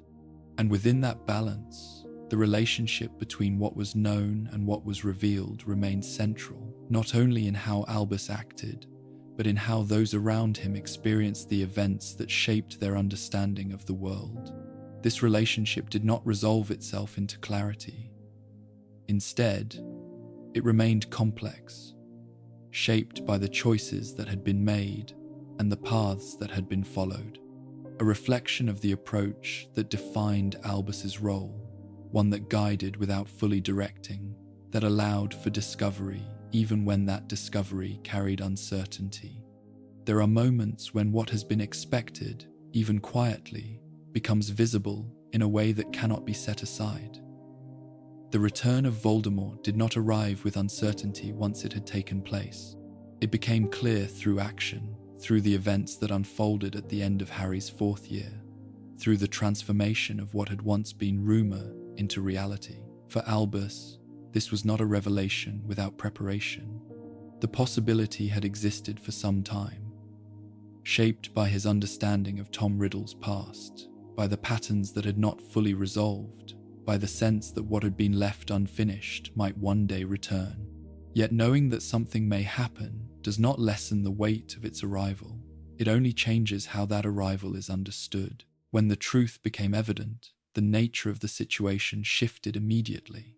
What had once been managed within limited scope now required broader response. The balance that had existed, uncertain but contained, could no longer be maintained in the same way. Action, in a more direct form, became necessary. Albus did not delay in recognizing this change. His response moved beyond observation into preparation, beyond guidance into coordination. The structure that had once been formed to respond to earlier threats, the Order of the Phoenix, was re-established with renewed purpose. Those who had once acted together were called upon again, their roles reshaped by the new reality they faced. This renewal was not simply a return to what had been before. The circumstances had changed, and the approach required adjustment. Voldemort's return brought with it a different kind of presence, one that operated with greater caution, greater awareness of the world around him. The response to this presence needed to reflect that difference. Within this framework, Albus's role became more active, though it retained elements of the restraint that had defined his earlier approach. He guided the Order, provided direction, gathered information, and shaped the way in which action was taken. Yet he did not abandon the balance between influence and direct involvement. He remained a central figure, but not always at the center of each individual action. At the same time, the broader wizarding world did not immediately align with this understanding. The Ministry of Magic, influenced by its own structures and concerns, did not accept the return of Voldemort as fact. This created a division between those who recognized the threat and those who did not, complicating the response that was required. For Albus, this division introduced an additional challenge. He was not only responding to the return of an adversary, but also navigating a situation in which the recognition of that adversary was contested. The need to act existed alongside the need to persuade, to bring others to an understanding that was not yet shared. This dual responsibility shaped his actions during this period. He worked to gather evidence, to support claims that could not yet be accepted by all, while also preparing for the conflict that would continue regardless of that acceptance. It required a form of patience that extended beyond the immediate, an ability to operate within a reality that was only partially acknowledged. Harry's role within this changed context also became more defined. The connection between him and Voldemort, once a matter of speculation, now carried clear significance. Albus recognized this, not only as a factor in the present, but as something that would influence what was to come. Yet even with this recognition, his approach to Harry did not shift into complete openness. He continued to withhold certain information, to manage the timing of what was revealed. This decision reflected the same pattern that had guided him before, the belief that understanding should be introduced gradually, in alignment with what could be carried.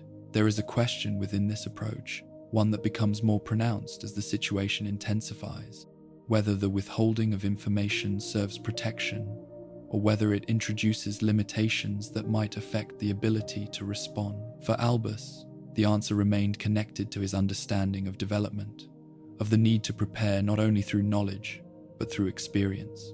As the Order resumed its work, its members faced the renewed presence of a threat that had not diminished. Their actions, shaped by coordination and trust, reflected the urgency of the situation, even as they operated within constraints. The balance between secrecy and response remained central, guiding how they moved within a world that did not yet fully recognize what had returned. For Albus, this period marked a shift from waiting to engagement, from observation to participation. It did not remove the complexity of his earlier decisions, nor did it eliminate the questions that had accompanied them. Instead, it placed those questions within a context that required action, that demanded response, even when certainty was incomplete. The return of Voldemort, in this way, became both a continuation and a turning point. It extended the patterns that had already been established, while also creating new conditions that altered how those patterns could be followed. It required Albus to move beyond the distance he had maintained, to engage more directly, while still holding to the principles that had shaped his understanding. And within that engagement, the balance between knowledge and action remained, guiding each decision, each moment of response. As the world moved further into a conflict that could no longer be delayed, there are forms of knowledge that do not remain neutral once they are understood. For Albus, the prophecy concerning Harry and Voldemort existed as such a form of knowledge, something that shaped his understanding of events long before those events became visible to others. The prophecy itself was not spoken in full within his presence. It came to him, in part, conveyed through those who had heard it, interpreted through the context in which it had been given.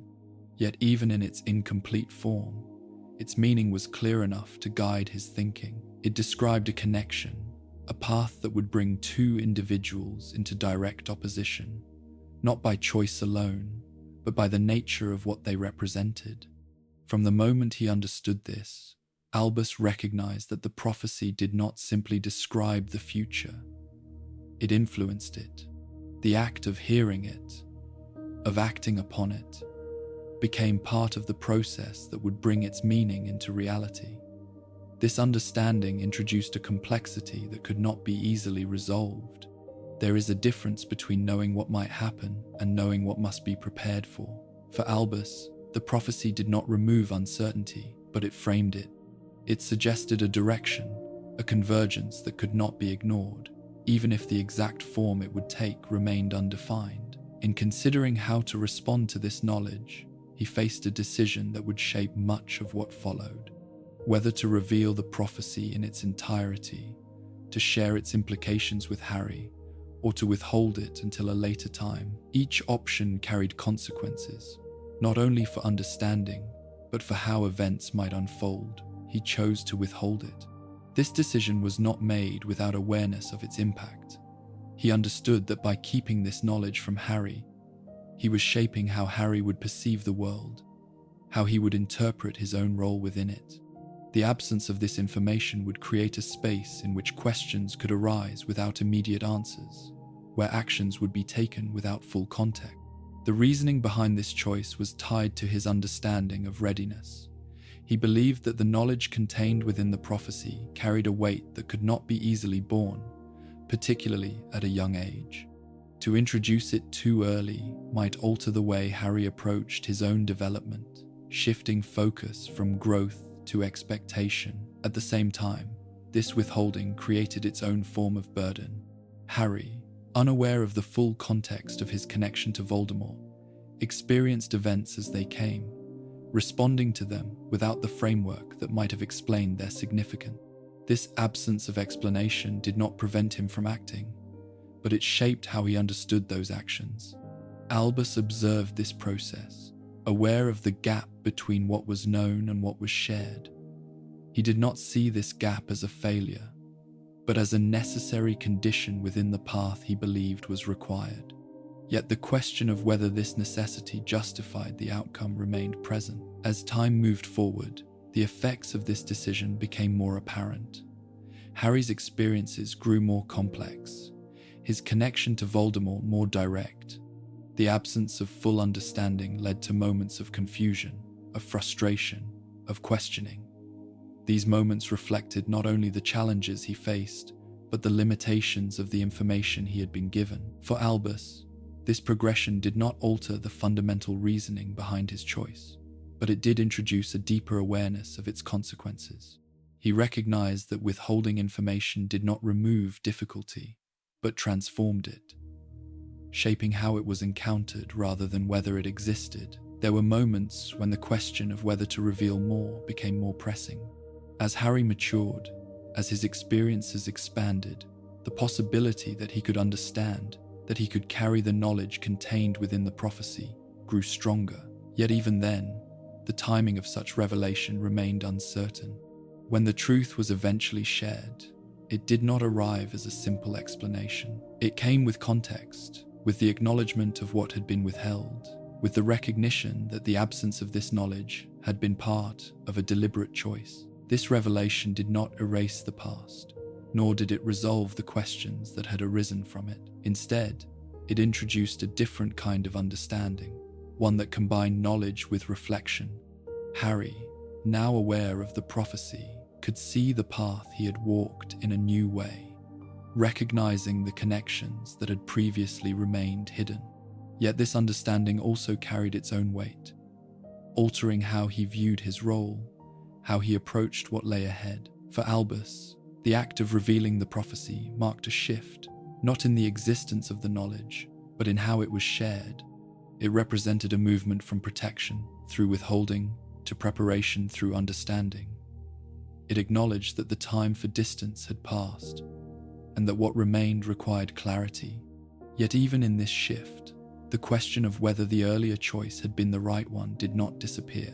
It remained, not as something that demanded resolution, but as part of the larger pattern of decisions that had shaped his actions, a reflection of the balance he had sought to maintain between knowledge and readiness, between protection and truth.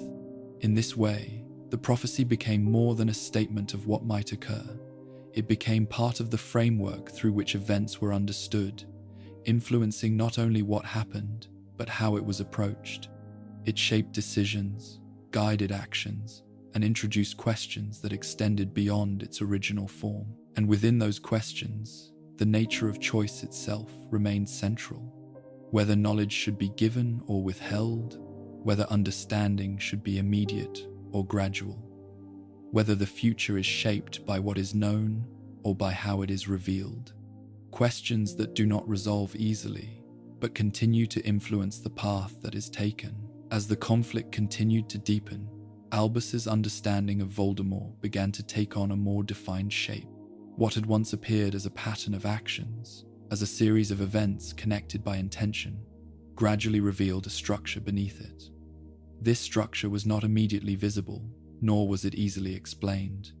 It required careful observation, the gathering of fragments, the recognition that certain details, when considered together, formed something more complete. The idea that Voldemort had taken steps to divide his own existence did not arise from speculation alone.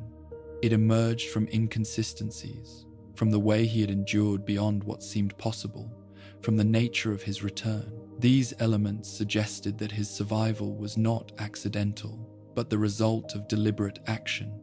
Albus approached this understanding with caution.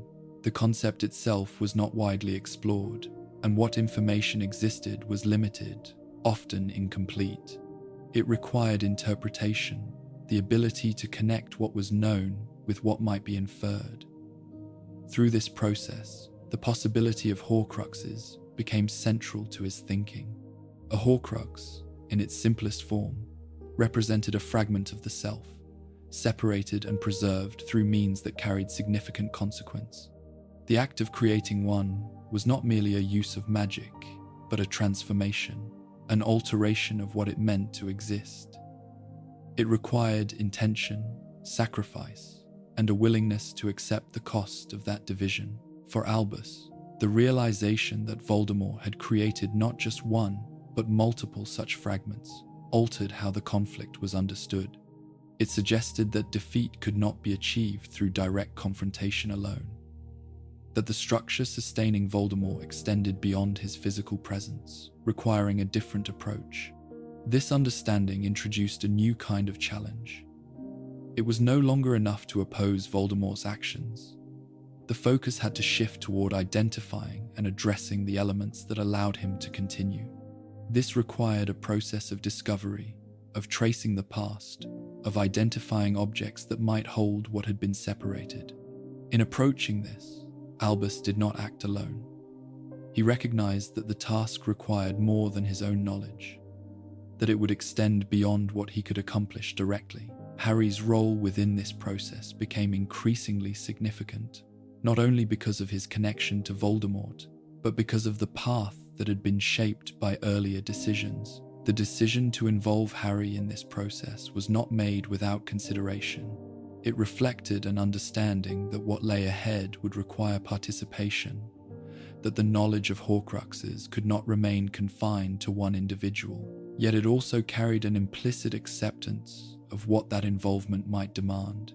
There is a difference between guiding someone and preparing them for sacrifice. The path that Albus began to outline moved gradually from one toward the other, shaped by the recognition that the resolution of the conflict might require more than simple action. He did not present this path in its entirety at once. Instead, he introduced it in stages, sharing information as it became relevant, allowing understanding to develop over time. This approach reflected his earlier pattern, the belief that knowledge should be aligned with readiness. Yet the nature of what was being prepared for introduced a weight that could not be easily balanced. The identification of Horcruxes required both knowledge and action. It involved revisiting the past, examining Voldemort's history, considering the objects that might hold significance. Each discovery added clarity, but also reinforced the complexity of the task. The number of Horcruxes, the effort required to locate them, the consequences of their destruction, all of it shaped the path forward.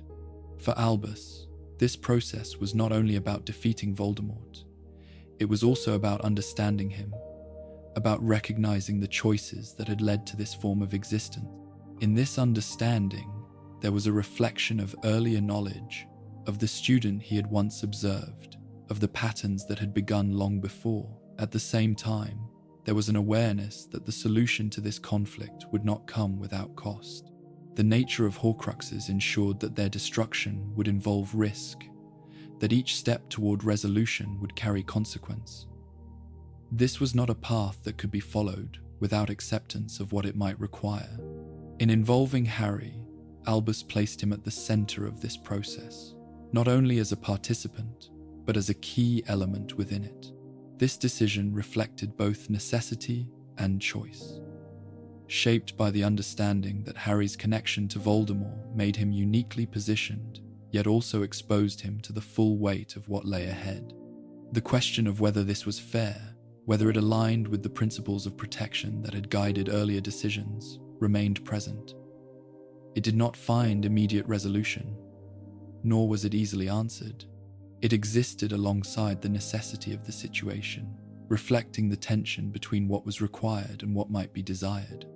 As the plan continued to develop, the focus on Horcruxes became central to the strategy that would guide the final stages of the conflict. It represented a shift from reaction to intention, from responding to events as they occurred to shaping the path that would lead to their conclusion. Yet even within this structure, uncertainty remained. The exact number of Horcruxes, their locations, the means by which they could be destroyed, all of it required ongoing effort to determine. The path forward was defined not by clarity alone, but by the willingness to continue despite incomplete knowledge. For Albus, this period marked a convergence of many elements that had shaped his life. His understanding of magic, his approach to guidance, his recognition of consequence, all came together within the framework of this plan. It was not simply a strategy, but a reflection of how he chose to act within the world. And within that reflection, the balance between knowledge and responsibility remained central. The decision to share, to guide, to involve others in a process that carried significant risk, all of it required careful consideration, not only of what would be achieved, but of what would be required to achieve it. In this way, the Horcrux plan became more than a means to an end. It became part of the ongoing question that had followed Albus through each stage of his life: how to act with knowledge of consequence, how to guide others without fully controlling their path, how to pursue resolution while acknowledging the cost. Questions that did not disappear as the plan moved forward, but remained, shaping each step, influencing each decision, as the path toward the end continued to unfold. As the final stages of the conflict approached, the structure that Albus had set in motion began to move beyond his direct control. The plan involving the Horcruxes had progressed, yet it had also revealed limitations, moments where knowledge remained incomplete, where action required trust in others rather than personal direction. Within this transition, Albus's role shifted once again, from guiding presence to something more distant. His own condition, shaped by the consequences of earlier actions, became an unavoidable factor. The ring he had recovered, connected to Voldemort's past, had not only confirmed his understanding of Horcruxes, but had also brought with it a cost. The curse it carried could not be fully undone. It could be contained for a time, delayed, but not removed entirely. This knowledge introduced a boundary that had not previously existed. For Albus, this boundary did not lead to withdrawal. Instead, it shaped the decisions that followed. He understood that the time available to him was limited, and that what remained to be done could not be completed by him alone. The process he had begun would need to continue without his direct involvement, carried forward by those he had prepared. In this context, his focus turned toward ensuring that the path would remain clear, even in his absence. The knowledge of Horcruxes, the understanding of how they could be destroyed, the recognition of what would be required, all of it needed to be transferred in a way that could endure beyond his presence. This required careful consideration, not only of what to share, but of how and when to share it. Harry's role within this process became central. The connection between him and Voldemort, the path that had been shaped over time, all pointed toward his involvement in what was to come. Albus did not treat this lightly. He understood the weight of what was being asked, even if it was not always expressed directly. There were moments when this understanding was shared, though not always in full. Conversations took place that carried meaning beyond their immediate content, shaped by what was known and what remained to be revealed. Albus guided these exchanges with care, aware that clarity introduced at the wrong time could alter the course that had been set. At the same time, he made arrangements that extended beyond direct communication. Objects were placed where they would be found, information secured in ways that could be accessed when needed. These actions reflected a recognition that the future would require preparation that did not rely on his continued presence. There is a particular form of planning that acknowledges absence as part of its structure. It does not assume that the one who begins a process will also complete it. Instead, it creates conditions in which others can continue, guided by what has been established. For Albus, this became the approach that defined his final actions. The events at Hogwarts, which followed, unfolded within this framework. The confrontation that led to his death was not an isolated moment, but part of a sequence that had been considered in advance. The presence of Severus Snape within this sequence, the role he was asked to fulfill, reflected a decision that extended beyond immediate outcome. Albus did not resist what occurred. His response was not one of surprise, but of acceptance, shaped by the understanding that his death would serve a purpose within the larger plan. It would maintain the position Snape held, preserve the structure that had been established, and allow the path forward to remain intact. For those who witnessed it, the event carried a different meaning. It appeared as loss, as a sudden shift, as the removal of a central figure. The absence that followed was immediate, altering the balance within Hogwarts and beyond. The guidance that had once been present was no longer visible, leaving those who remained to act within a changed context. Yet the plan itself did not end with his death. The elements he had put in place continued to function, though not always in ways that were immediately understood. The knowledge he had shared, the connections he had established, the structures he had created, all of it remained, forming the basis for what would follow.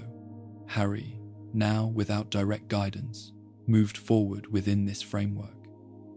The absence of Albus introduced both difficulty and clarity. Without the presence that had once guided his path, he was required to act more independently, to interpret what had been left behind, to make decisions without immediate confirmation. This transition reflected the progression that had been shaping his development over time. The gradual movement from dependence to independence, from guided action to personal decision, became fully realized in the absence of the one who had guided it. For Albus, the acceptance of this outcome was part of the final expression of his approach. He did not seek to remain present beyond the point where his involvement could shape events directly.